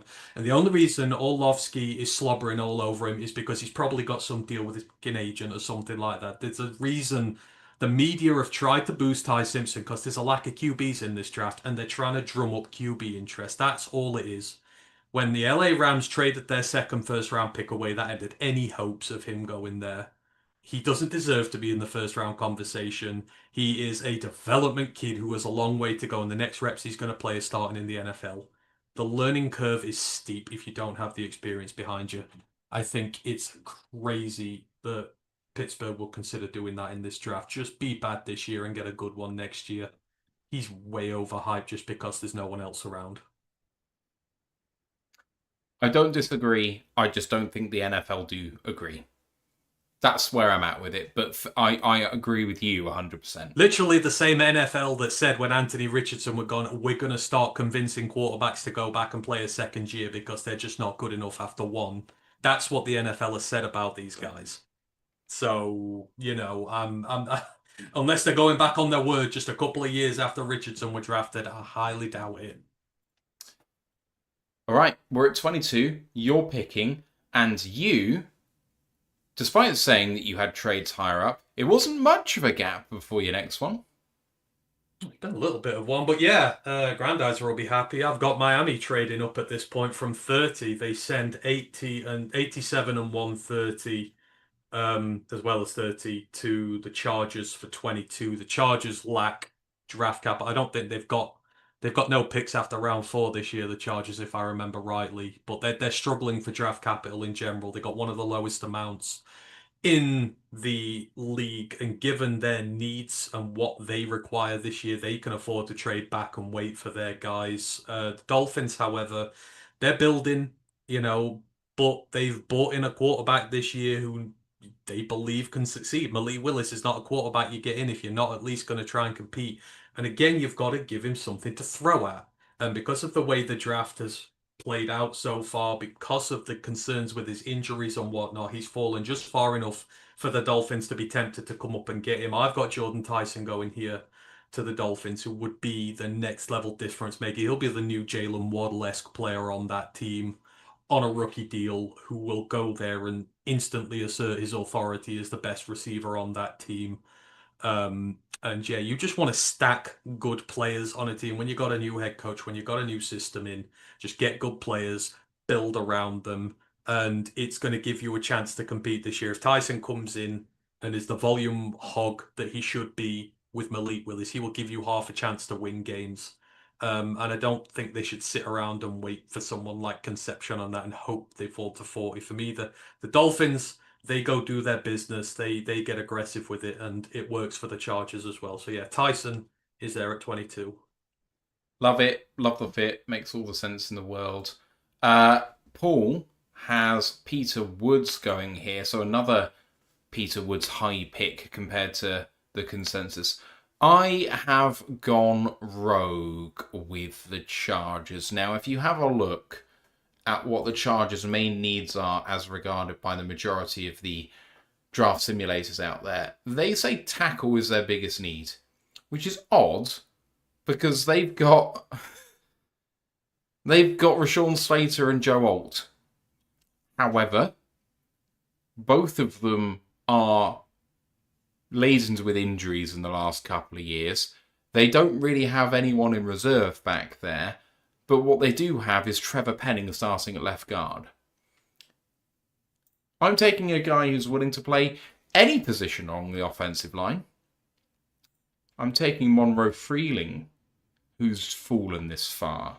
Now, I obviously had all my tackles falling in this draft. I didn't have a tackle going until pick number 9. So that's why some of these guys have fallen this far. But Freeland can displace Penning straight away at left guard. Should be instantly better. And then, should there be an injury to Slater or Alt, and I think both are coming off injuries in this most recent season, I'm pretty sure I remember the Chargers having no starting tackles on their team. Freeland provides an instant upgrade on their depth tackle situation as well. They have Trey Pipkins as the only other tackle on the team. So they need tackle depth, and they've got a left guard starter. I think this makes all the sense in the world. All right. 23, Philadelphia. Caden Proctor goes Poole. Colton Hood in a trade is the Jets for Ash. I have a tackle as well, but not Proctor because he's gone for me. I'm going Blake Miller for Philadelphia, which I think would make too much sense. Philly need a right tackle. They don't necessarily need one to start straight away, although Blake Miller could. But if you think about just that high-end guy who's got a high floor, maybe not the highest ceiling, but might end up being one of the top 10, it's him. So, starts in 2027 when the incumbent Lane Johnson inevitably retires at the end of the season, and that's why everyone has Philly taking a tackle in this draft. They always draft a year ahead of their need.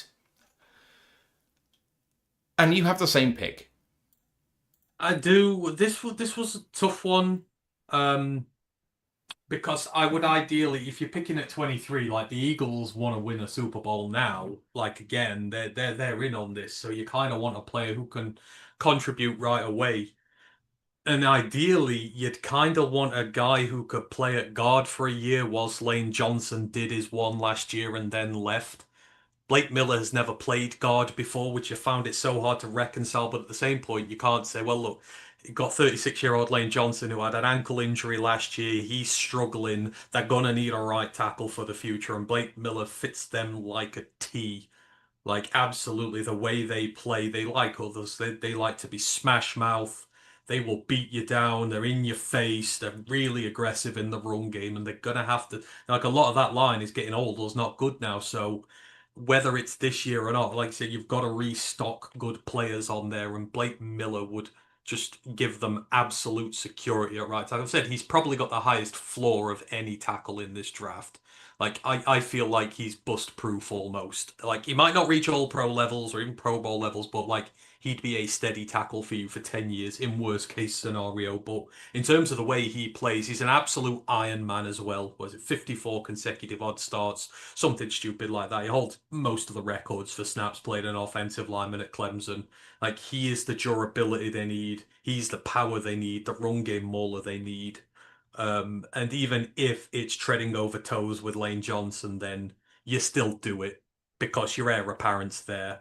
And at worst, you can work him in as a sixth man and run a lot of big units and give Blake Miller reps that way so that you can not have him sat on the sideline. If you want to try him at guard for a few snaps just to get him in, then maybe. Wouldn't be my favourite thing, but I think in terms of match for these guys, I think Blake Miller is, heir apparent for Lane Johnson. Yeah, I agree. Right. 24, Cleveland, your pick. So I've got Omar Cooper going here. I know people have given them receivers before. For me, depending on who you've got, whether it's Deshaun who's back after years on the sideline, or whether it is Shadur or Dylan Gabriel, whatever. For me, you want the guy who moves the chains the best for you. That's why I've not got Concepcion here. I love Concepcion. But in terms of a guy I want to move the chains, who's going to get open for me, who's, that's what he was for Mendoza. Like when Elijah Sarrett went down, Cooper just, he was the go-to guy. Every time Mendoza was in trouble, Cooper would find him. I think that Cleveland needs that type of receiver on their team. It would be like their version of having Amon Ra. Like the guy who can, he'll lead you in receptions year on, year out. Might not be the most flashy, might not be the most sexy, might not be the most technical route runner, might not have the most spectacular catches, even though he has had one of the most spectacular catches in years in college. He's just going to be that level of security they need badly at receiver. And for me, he's the safe one. And I mean that in the nicest way possible, that they require for whoever's going to be at QB. So yeah, Omar Cooper Jr. of Indiana for me for Cleveland. I think they've had a good first round. I have got Cleveland picking their third first round pick at 24. And they are going for, after taking Caden Proctor at 12 and Casey Concepcion at 20, they're going Emmanuel McNeil Warren. I look at this team and I think, okay, tackle, wide receiver, 2 on the offense already. Yes, the Browns' defense is their calling card, but at safety, Grant Delpit, Ronnie Hickman, okay? They've just signed Daniel Thomas to be their number 3, formerly of the Lions, who we let go because he's not good enough. Emmanuel McNeil Warren, standout safety from Toledo. Really, really fun player. Delpit, Hickman, getting on in years. I think McNeil Warren anticipates an upcoming need. If you have a look at the rest of that defense, it's pretty set and ready to go. This is like the crowning piece on there, but also it's someone who can kind of come into the slot. And they've got Miles Harden playing at nickel. So in McNeil Warren, I think that you're meeting a kind of nickel need, and maybe if you want to put 3 safeties on the field, that feels pretty good too. And then next year, he's your starting safety potentially. I love this pick for Cleveland so much. And you haven't had McNeil Warren go yet, and therefore we haven't talked about him because Ash and Poole have had him go, but obviously Ash went since before then. So how do you feel about him as a prospect? He's good. He's not my favourite safety. I still have him below guys like AJ Halsey, etc. I think because for me, they give me more of the ball hawk that I want going forward. But like he's perfect in his frame, 6'2", 202. That's what you want from your safety size. And of course they're getting him for the run defense. Like that's what he's been known for. He's been outstanding his entire career against that. The missed tackle rates are low, the technique is good. Just hits like a fridge, but moves really freely. He's going to make any run defense better the second he walks in there, and he has good coverage upside to him as well. It's just in terms of the coverage, like you're taking a massive leap up from the MAC to the NFL, and teams are going to pick on that to begin with. But he brings you upside as a day one starter as a run defending safety. I guess maybe you would play him. Obviously you're playing him as the strong safety, so you can kind of get away with that a bit more. But yeah, I think he's going to be very good with time. He's just going to take a bit of time to adapt. to the league. But yeah, he's a great player. I wouldn't be surprised if he went in the first. Ash had Jordan Tyson at 24 to Cleveland and finished off by Poole with Casey Concepcion. So 3 of you went wide receiver here. Makes all the sense in the world. Chicago at 25. Poole has gone TJ Parker here. Ash has gone Caleb Lomu. I have also gone Caleb Lomu.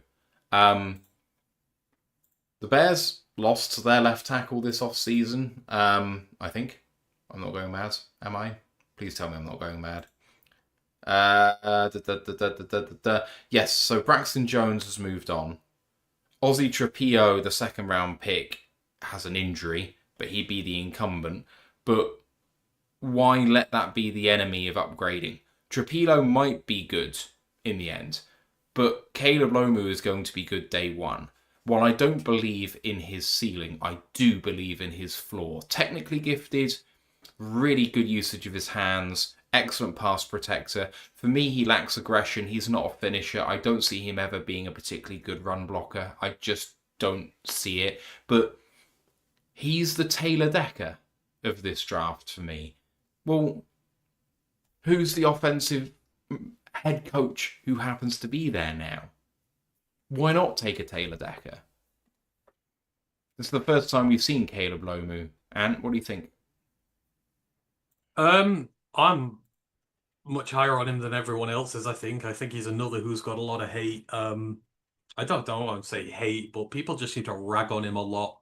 I think he's got plenty of upside to him. And again, he's another who's only 2 years as a starter. There's still a lot of development to be had for him. He was just a bigger recruit as Fano was when they went to Utah. He took 1 year to sit, but slotted right in there perfectly what he did. He's the better pass protector. It's his run game stuff that needs to get a little bit better, which is, why people are not as high on him. They wonder if the frame can withstand it at the next level, but I think so. I think another like Fanu, he's technically much better than people give him credit for. And people seem to have this image that you can't carve out, you can't develop your run game in the NFL. You can only develop pass protection. Like, it's so highly coveted out of college. Like, oh yeah, you can be a run blocker and we'll make you a pass rusher, but you can't be a pass rusher and we'll make you a run blocker. Same with offensive linemen. You can't do it the other way around, apparently. And I think you can with him. So, you know, they need a left tackle. Maybe they don't have to do it right away. They've got the Canadian dude who started for them last year who was all right. They've got Trapillo who's been all right. So you don't necessarily have to start in day one if you don't want to. But it's it would be a good fit for him there. You didn't go in that direction for Chicago. You took someone who is going to be a very interesting pick because I don't believe this person should go in the first round, but tell me why I'm wrong. So I've got them going with Caleb Banks. For years, they have been trying to sort out their defensive tackle problem. They have thrown draft picks at it. Javon Dexter, Zach Pickens. They've bought in Grady Jarrett. They've tried many swings to sort their defensive tackle problem. Like the Bears defense we knew of 10 years ago when Khalil Mack and all that were in their prime. Their defensive tackles, you couldn't run on them. And last year, 29th in the league when it came to rushing yards allowed through the middle where they're at a defensive tackle. It's one of the worst units in the league when it comes to the run defense. They have a porous hole on that defensive line. And outside of all the takeaways, their defense wasn't really that good last year. So you've got to start by plugging up the center hole, the big gap that you've got there, which is your defensive tackles. Caleb Banks, as yes, he's coming off the injury, but I think Ben is not averse to swinging for the upside of what you get with him. He is athletically completely freakish as a pass rusher, as a run blocker. He will do anything that you need him to, but he's going to give you a massive bulky presence there. But it's the pass rusher side, 6'6", 330. Like, he's got the rare speed, the rare athleticism. I mean, like, him in 2024, he was just a sight to behold. He's got a tackling issue, which is a problem for him, which he's going to need to get better at. But I think overall, I think the upside is way too tempting, and they have tried to fix DT, but they've tentatively swung on it with second round picks and third round picks. I think this time you go for the big bad lad, because if he was healthy, he'd be the best D tackle in this class, and it wouldn't be particularly close. And that Florida D line has done a very good job of developing its recruits. So, yeah, I've got them going to fix that run defense is a massive issue for them, more so than the left tackle spot. Run defense equals less time your defense is on the field, more time for your offense to work with. You win time of possession better. That's the problem they've had. They score too quickly, and then their defense is out there for another 8 minutes, and they struggle because the defense gets tired and gassed, and eventually they lose. There's a massive Achilles heel for the Bears. So if it ain't Banks, won't be surprised if you went with someone like Kristen Miller or even Lee Hunter at some point to try and alleviate that problem they've got.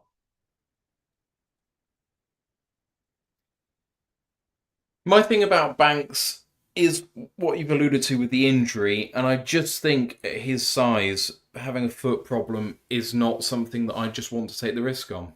And I don't think a lot of NFL teams will want to take the risk on. I struggle with it personally, and I struggle with it even at the top of the second. I just see him falling quite a long way. Now, it wouldn't surprise me to see him taken at the bottom of the second round. I think that is totally not in relation to his talent, because I believe you're absolutely right. He'd be the best D tackle in this draft if he was healthy.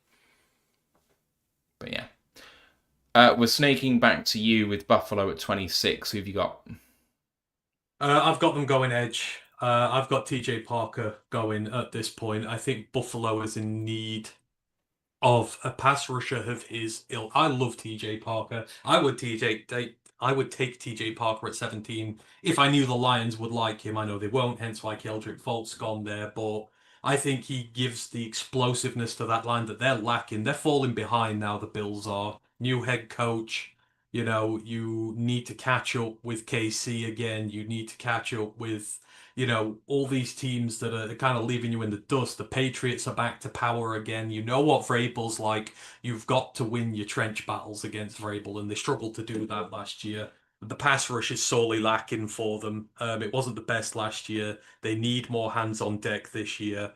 TJ Parker, whilst there may be other guys who are technically better at this point, I think his size, the length, the frame that he has, the upside that he has is much more what Buffalo would like from their edge rushers. I think those two work perfectly in lockstep with one another. So I've got Parker from Clemson going to the Bills to fix a huge need for those. I was trying to find a trade from here because I know they don't really want to pick here, but I don't really think there's anyone who's got the right value at this point to go down. So I've got them sticking. I like the pick. I think it makes sense. It's something I considered too.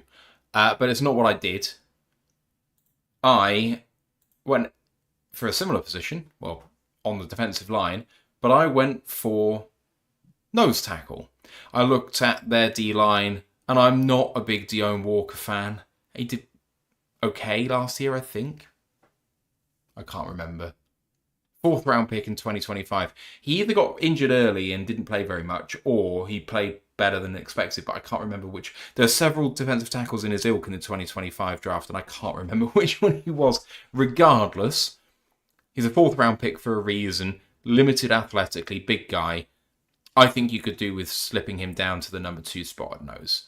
I look at the Bills, and I see someone who can completely transform their fortunes on that defensive line. Someone who can eat up stuff so that Ed Oliver can go to town on that shit. And I see a certain someone called Caden McDonald from Ohio State.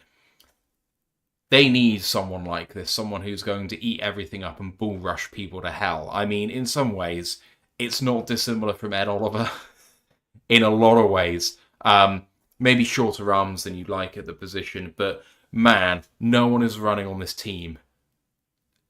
Good luck. It's not happening, especially when you've got people like Greg Rousseau on there as well. I am not the biggest Caden McDonald fan, but for Buffalo, I think it makes all the sense in the world. Are you a Caden McDonald fan? He's just another version of Tylee Williams for me, but we know the Bills were in for Tylee Williams last year. They really wanted him.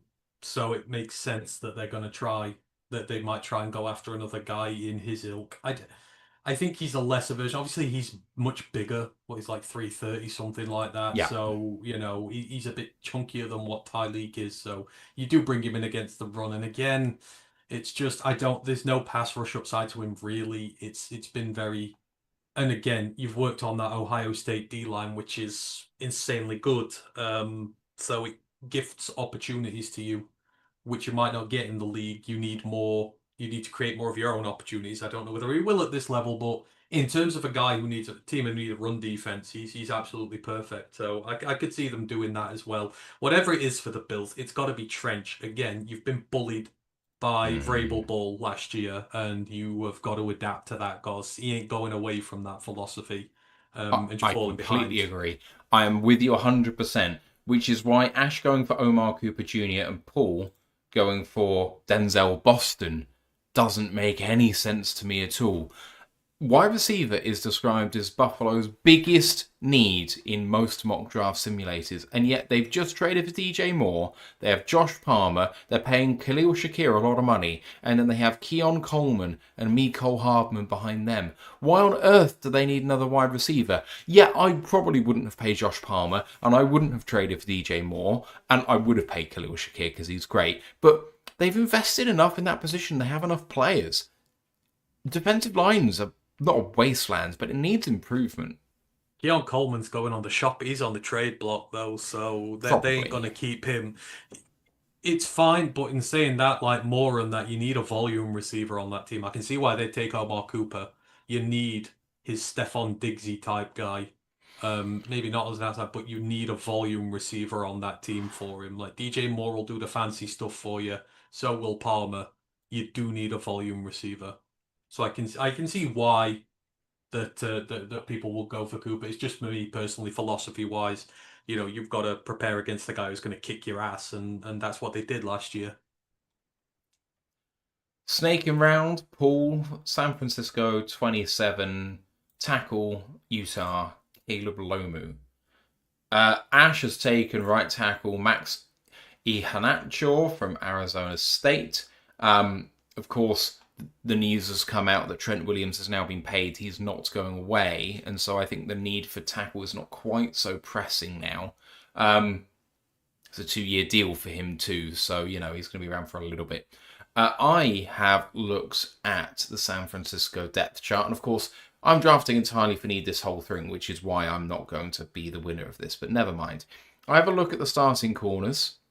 And I see Domador Lenore, who is an incredible player, but he has been struggling with injury these last couple of seasons.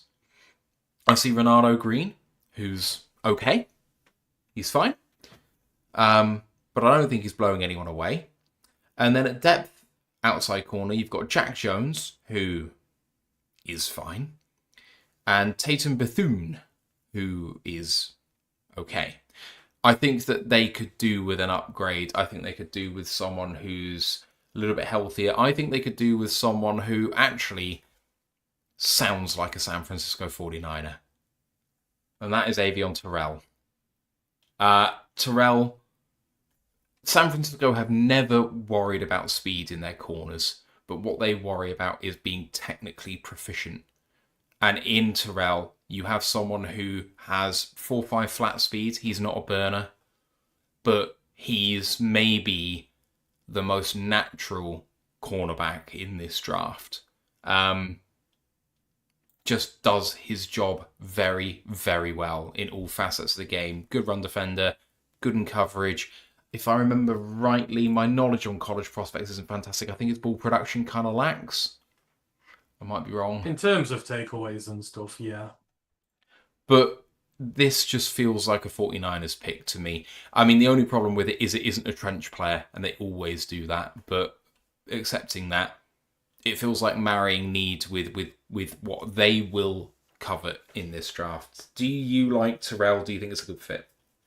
I think Avian Terrell should be a first round pick. I don't think he will be just because people hold bits against him. Well, 5'11", 180, a little on the smaller side. But in terms of what he does for you, it's run defense with him. He's one of the best run defensive corners in the draft, period. And it's just that he doesn't have interceptions. He's got like 20 PBUs in his time. The production's there. It's just the takeaways that some guys covet from guys like this. But again, yet another true junior. Started a good amount of snaps in his true freshman year. He's very young. I think he's only 21 right now. So again, a lot of room for growth. A younger prospect, still plenty of room. But in terms of his technique, as you said, the technique's perfect with him. Like he's so good at sticking in coverage, and even though he can't get the takeaways, he's always in the right place to make plays on the ball. Career reception against him's like 51%. That's including his freshman years as well. So, just goes to show you throw in his direction. You don't get away with it very often. 8 forced fumbles as well in his time. Like he will hit you. He will hit you and you'll feel it. Like that run defense is where he really shines. And the 49ers would love someone of that ilk. You've gone with DB, but not that DB. No, I've gone with McNeil Warren here, but for the exact same reason. He is going to be someone who fits their run defensive scheme like a glove. And, they're struggling. Malik Mustafa has had loads of problems with injuries. Jair Brown's on the last year of his deal. So you've got upcoming problems at safety for them, but you really want someone who is going to help you with your run defense. Again, he will be absolutely perfect for them. They have 2 starters there. They can bring him in on reps, run defensive snaps, first down, second down, have him in there. And then when there's obvious passing plays, maybe bring him out for a bit, but work him into the scheme so that this time next year, when both guys might be gone, he will be their long-term starter there. But I know they covet him as well. They've spent a lot of time and attention watching him. They don't think he's going to reach him at 27. So I think if he's there, they're gonna run this pick to the podium because it fixes a position of future need. And again, it's the run defense aspect of it he's just so good at. They will love him, and they apparently do love him. Love the fit, love the pick, makes all the sense in the world. We will round with you at Houston at 28, and a player we've already talked about. Yeah, I've got the Texans here taking Caden McDonald, and this is sort of strength going on to strength. I mean, you've got Will Anderson, you've got Daniil Hunter, you've got a very good defensive line there. They were one of the best run defensive teams in the nation last year, but you have turnover on teams, and you need to start getting a little bit younger at the position. And so I've got them. There is a need at D tackle for them this year. I think Caden McDonald will be perfect for them. They've got that much pressure coming off the edge and from the rest of their defensive line spots that he's just going to be perfect in terms of being the run defense there for them. Taking on double teams, space eating, giving all these guys chances to operate. And he may also get a lot of one-on-ones himself because Will Anderson and Daniil Hunter take a lot of pressure. So that pass rush upside that he does have a little of, you might be able to maximize him with here. But you've got to keep the strength of your team as strength. And that run defense will just get better with him in there. So yeah, the rich get richer as far as the Texans go. They do need a linebacker quite badly, but there's no one at this point in the draft with CJ Allen gone for me who can merit this spot. So McDonald's the next best choice for me. Ash and Paul also went Caden McDonald. Caden McDonald for me went 2 picks earlier, but I still think they go defensive tackle. I still think it's strength on strength. I still think that they need a third guy in the interior of the defensive line. They've got Sheldon Rankins and they got Tommy Togiai, and I think they did very well last year on a defensive line that is very complementary to them. The backups, Logan Hall and Naquan Jones, you need a third. They aren't good enough. You definitely need a third guy. Well, the third guy is the guy that comes off the board after Caden McDonald. You're not reaching for this one. It is Kristen Miller. Kristen Miller is going to be a first-round pick. Georgia, defensive tackle, not dissimilar in some ways to Caden McDonald in terms of just being that space-eating guy in the middle of that defensive line. I think he's going to open up so many things for the rest of that team. And given that, defensive tackles kind of play half the snaps each, he's going to have his fair share of reps in there. I think that this fits very, very well. And he might be the best defensive tackle in the draft, potentially. We'll see when it's all said and done, but I would bet on him. And first time we've seen him, what do you think? Yeah, like I've said, very much nose tackles need to be valued higher. People complain about not having good run defense, but then when you're like, oh, we've got this nose tackle who's really good at stopping the run. Yeah, but can he pass rush? No. Well, I don't want him then. It's silly, every team needs a good nose tackle. And you mentioned, it's something they need going forward. It's a strength right now. They want to continue to make it a strength. Again, like McDonald, I think he'll fit in perfectly there. So I agree. He should be in this first round conversation towards the end for absolute sure. So yeah, I would be quite happy with that if that was where we went. We go to pick number 29, Kansas City. Poole has Blake Miller. Ash went with Keldrick Falk. I have Peter Woods. We've talked about him already. Kansas City could do with interior defensive line help. If you have a look at that team, and of course they have already taken earlier on for me David Bailey, so they've already gone edge. Well, at the moment they're citing Kyrese Tonga opposite Chris Jones. Chris Jones, who's slowing down. Still an incredibly good player, but he needs to rotate in and out a bit more. He's kind of turned into Travis Kelce in terms of that maybe he's not the regular season hero he should be, but turns into a beast in the playoffs. Well, they didn't reach the playoffs last year, so didn't have time. Peter Woods is kind of that long-term replacement for Chris Jones, whilst coming in potentially alongside him and probably supplanting Tonga in the interior of that defensive line. Do you like the fit? Yeah. I think it could be a good fit for him there for sure. And then you've gone with an entirely different position.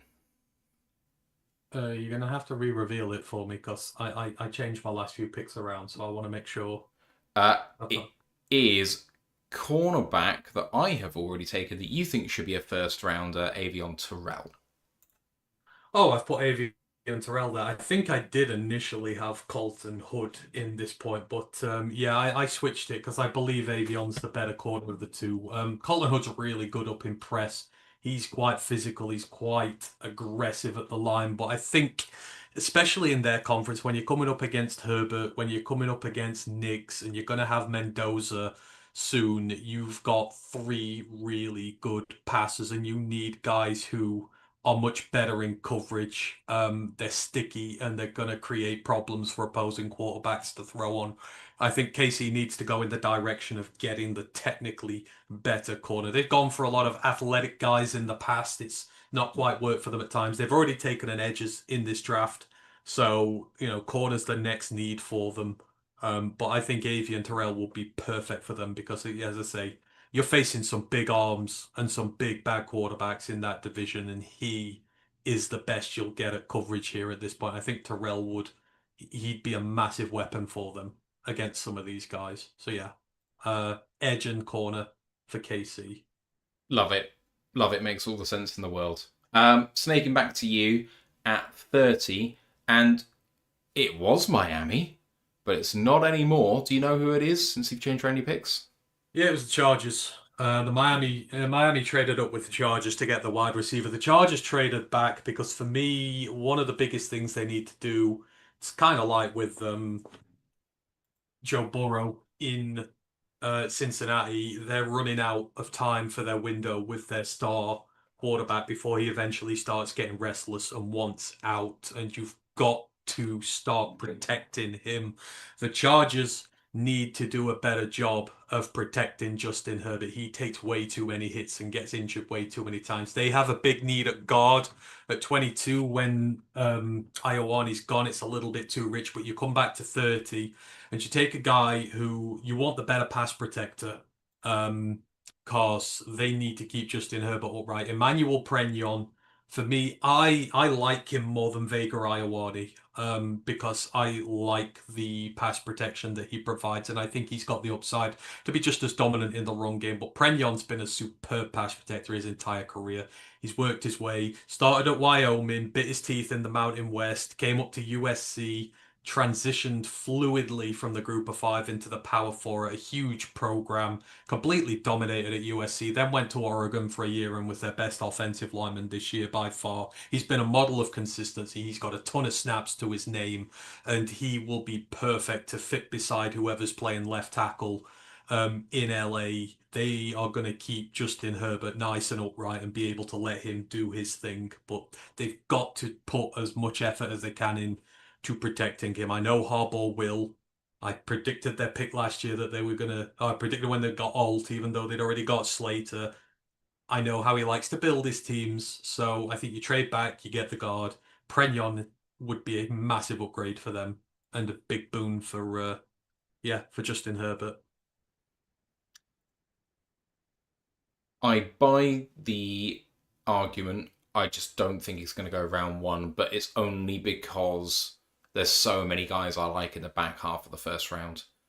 When people say there's not that many first round pick talents here, it doesn't mean that I don't like all of the second round talent that's going to go in the first. And Pregnon, for me, just kind of is in that gap of like 20 to 60 in terms of he's in there somewhere, if you know what I mean. It's quite hard to pick these guys out sometimes. But yeah, love the player. Think the fit's really good. Miami, for me, are on the board here. First pick, they took Mansour Delane at 11. They could take anyone. They really could. They need every position pretty much. So for me, I take what they might think is the best player on the board. It just so happens that this one's staying home. I'm taking Akeem Mesidor here.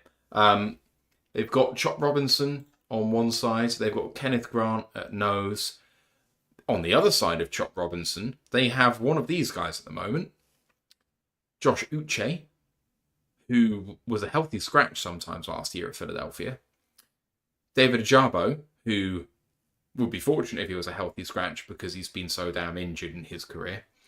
Robert Beal Jr., Cameron Good, Seth Coleman, Derek McClendon, and Keith Cooper Jr. They definitely need another edge. And Chop Robinson and Akeem Mesidor is not the worst edge tandem in the NFL. Mesidor, supremely twitchy, even if he's not the most athletic. Good off the ball, lovely bend to him. He is violent. He is old.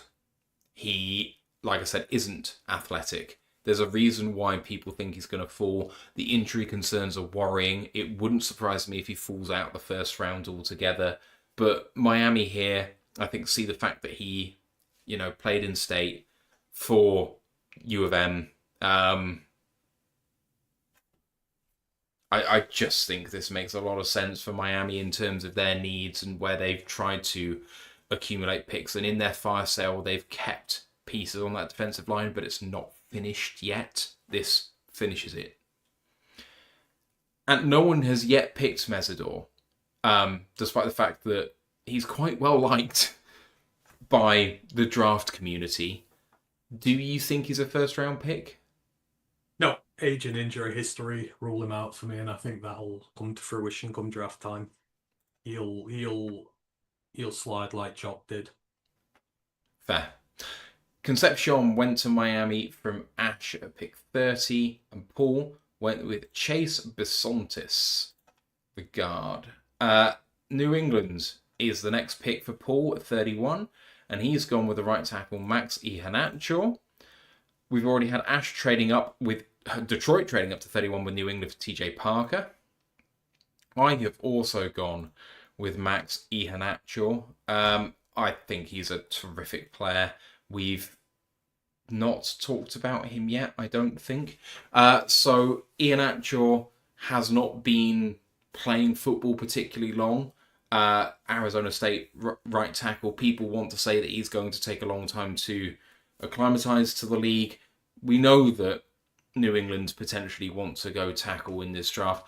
I do think if you could live with the lows that he might have on the odd snap here or there. He's a very gifted player already. I mean, I don't think he gave up a sack last season, and people want to say that his pass protection needs refinement. It may not always look pretty, but he is effective, and he's so athletic. The way he moves is like it's a, what do you want to say here, edge rusher maybe, at his weight. I think it's really, really impressive what Max Iheanacho can do. And if we have a look at what the Patriots have to work with right now, which is something I should have loaded probably before.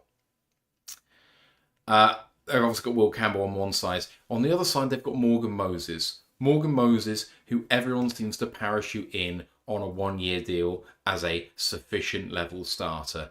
This time coming by the way of the Jets last season, had an okay year without being remarkable. This is why people think the Patriots want to sign someone. Moses is the perfect sort of player to learn from for Iheanacho. He doesn't have to start week 1, but maybe can take over for him sometime later on in the season, or maybe he can be a 2027 starter. The Patriots went to the Super Bowl last year with Morgan Moses at right tackle, and Iheanacho raises the ceiling of that offensive line. I must admit, I don't know who you've gone for. You've also gone for Max Iheanacho. So, crazily, 3 out of 4 of us have gone for this pick. Why do you like Max here, and why do you like Max, generally? As we've said, Mike Vrabel will reload his trenches till the end of time. He'll keep going. Morgan Moses is 35 years old. He's not got long left in the league. Max Iheanacho needs a little bit of grace time when he comes into the league because, again, he's not played football for the longest. He's still developing. He's still quite raw, but he's got the physical and athletic upside that you look for in your tackle. So it's a perfect situation for him. He gets to learn off a veteran who has seen and done it all and has been very good in his time. And they get to work his way in. And when Morgan Moses is done, probably at the end of next year or at some point during next year, Max Iheanacho and had some time to adapt to the league, then slides in and takes over for the future. Mike Vrabel will never ignore his trenches. They'll not make a decision on Will Campbell yet. They'll give him another year. It's right tackle you'll solve this year. And Iheanacho's perfect fit for them and their timeline. All right, final pick time, and you are first up with Seattle at 32. I am. Obviously, I think they would like to trade, only having 4 picks in this draft. And I know a lot of people do the trade up for Ty Simpson, to get the 5th-year option. But again, I don't think he's worth it. I don't think the 5th-year option's worth trading capital to come up and get him. They need new players because a lot have gone in free agency because, of course, that's what happens when you win a Super Bowl. They need a new corner. And I'm going to give them a corner who will be well known to them, plays on the West Coast. And he's a group of 5 player. I love Chris Johnson more so than some of his group of 5 projections around here. I've got no Colton Hood in this first round. I think Chris Johnson, we talk about Terrell being technically sound.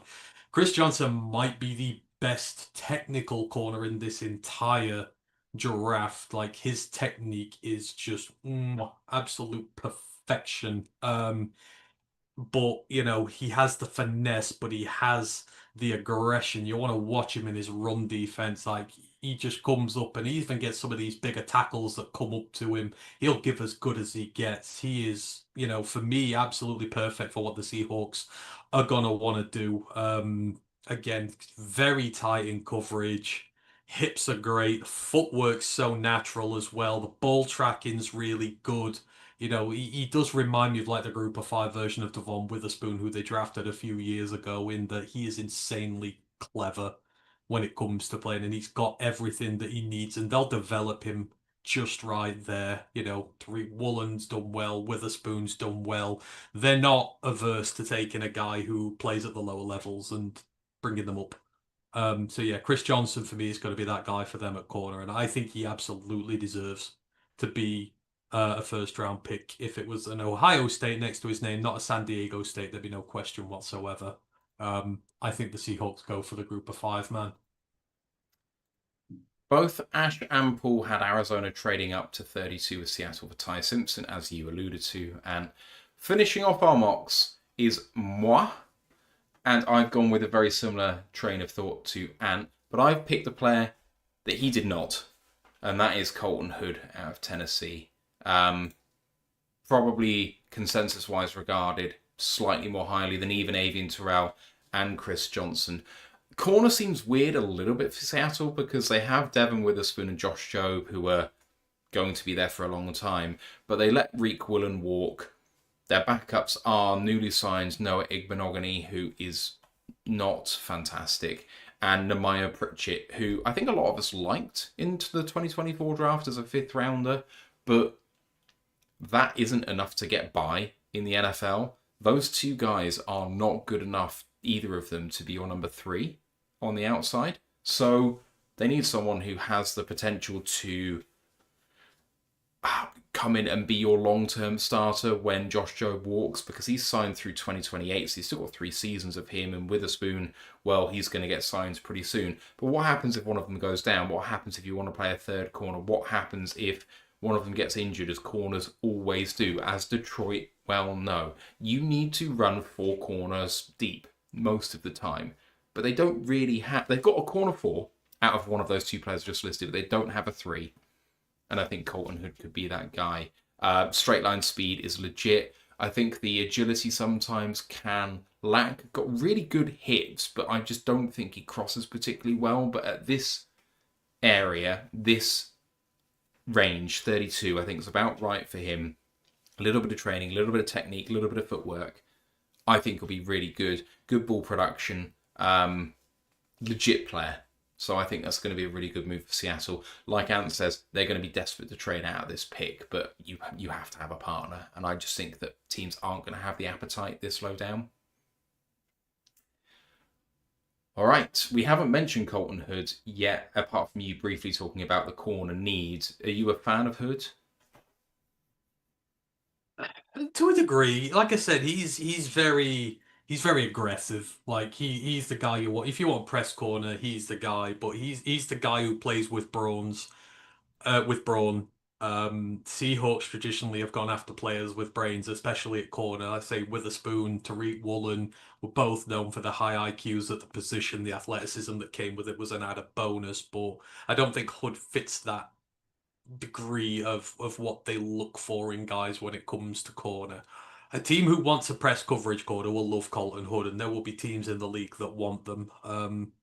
I don't have him in the first, but I could fully understand if a team did it. At the end of the day, it's all what what your particular thing is. With there not been that much first round talent this year, it's tougher to predict a first round because there are more guys who transcend the boundary between late first, early second, and there's more positions to put them in. So it's incredibly difficult. You could have 50, 55 players in the first round this year just because of preference with some, especially these corners. So many corners and so many different scheme related guys. Just depends who's picking and what they like. But yeah, it's crazy hard year to try and predict what's going to go on.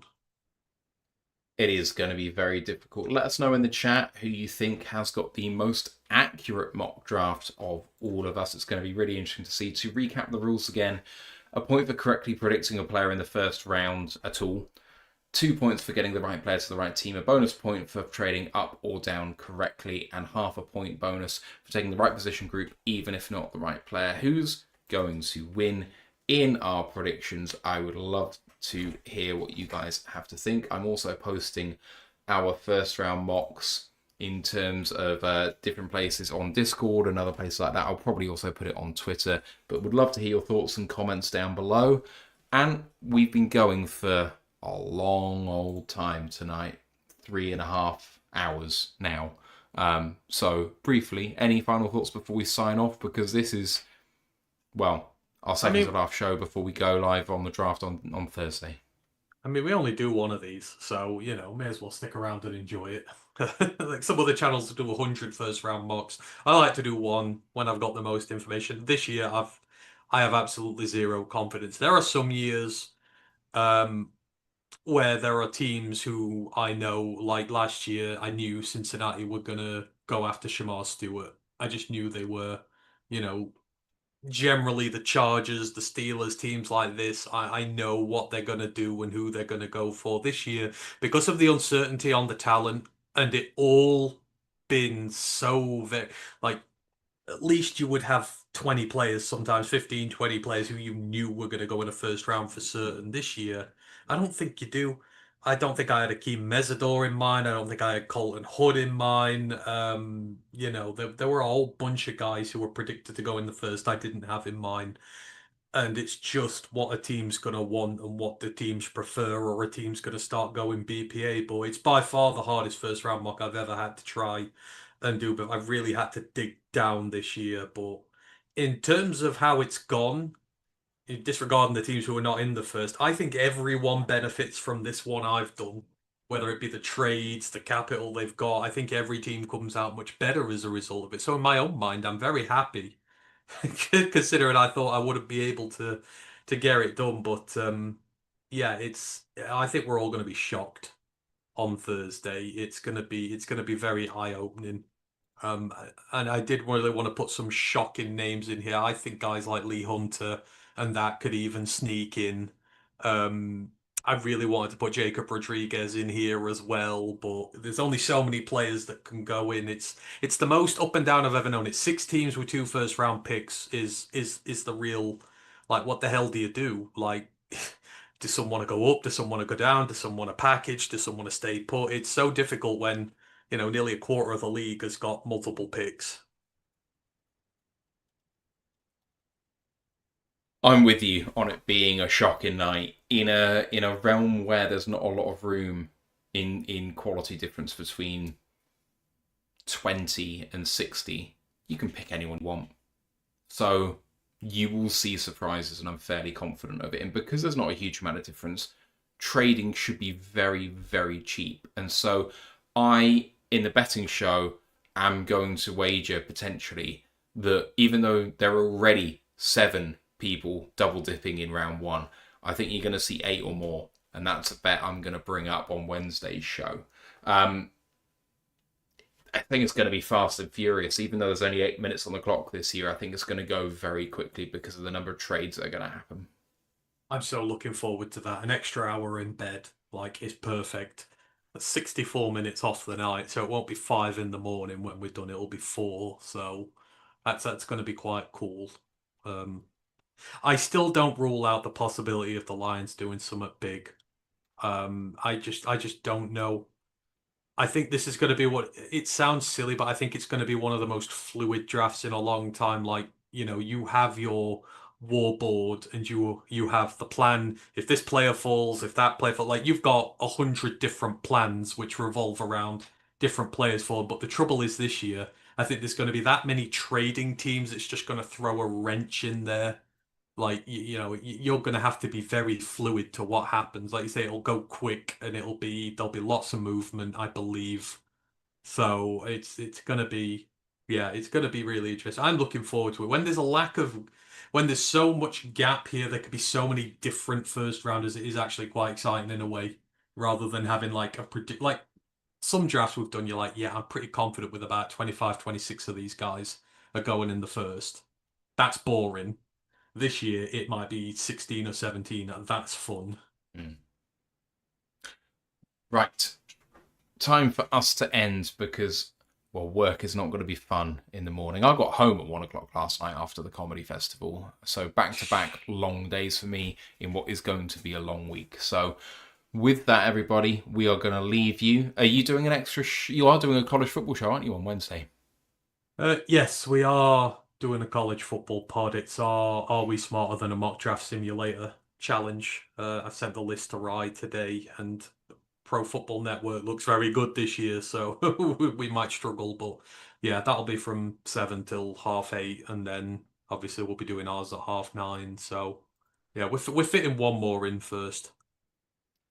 Sounds great. So college football show on Wednesday, which is going to be immediately followed by our draft bets and hot takes show. I've got plenty of bets already that I want to bring to the table, and I challenge you all listeners to submit some bets that you have found or hot takes that you have to us in advance so that the panel can debate them. And that of course precedes all of the draft stuff that we have, which I've talked about earlier on in the show.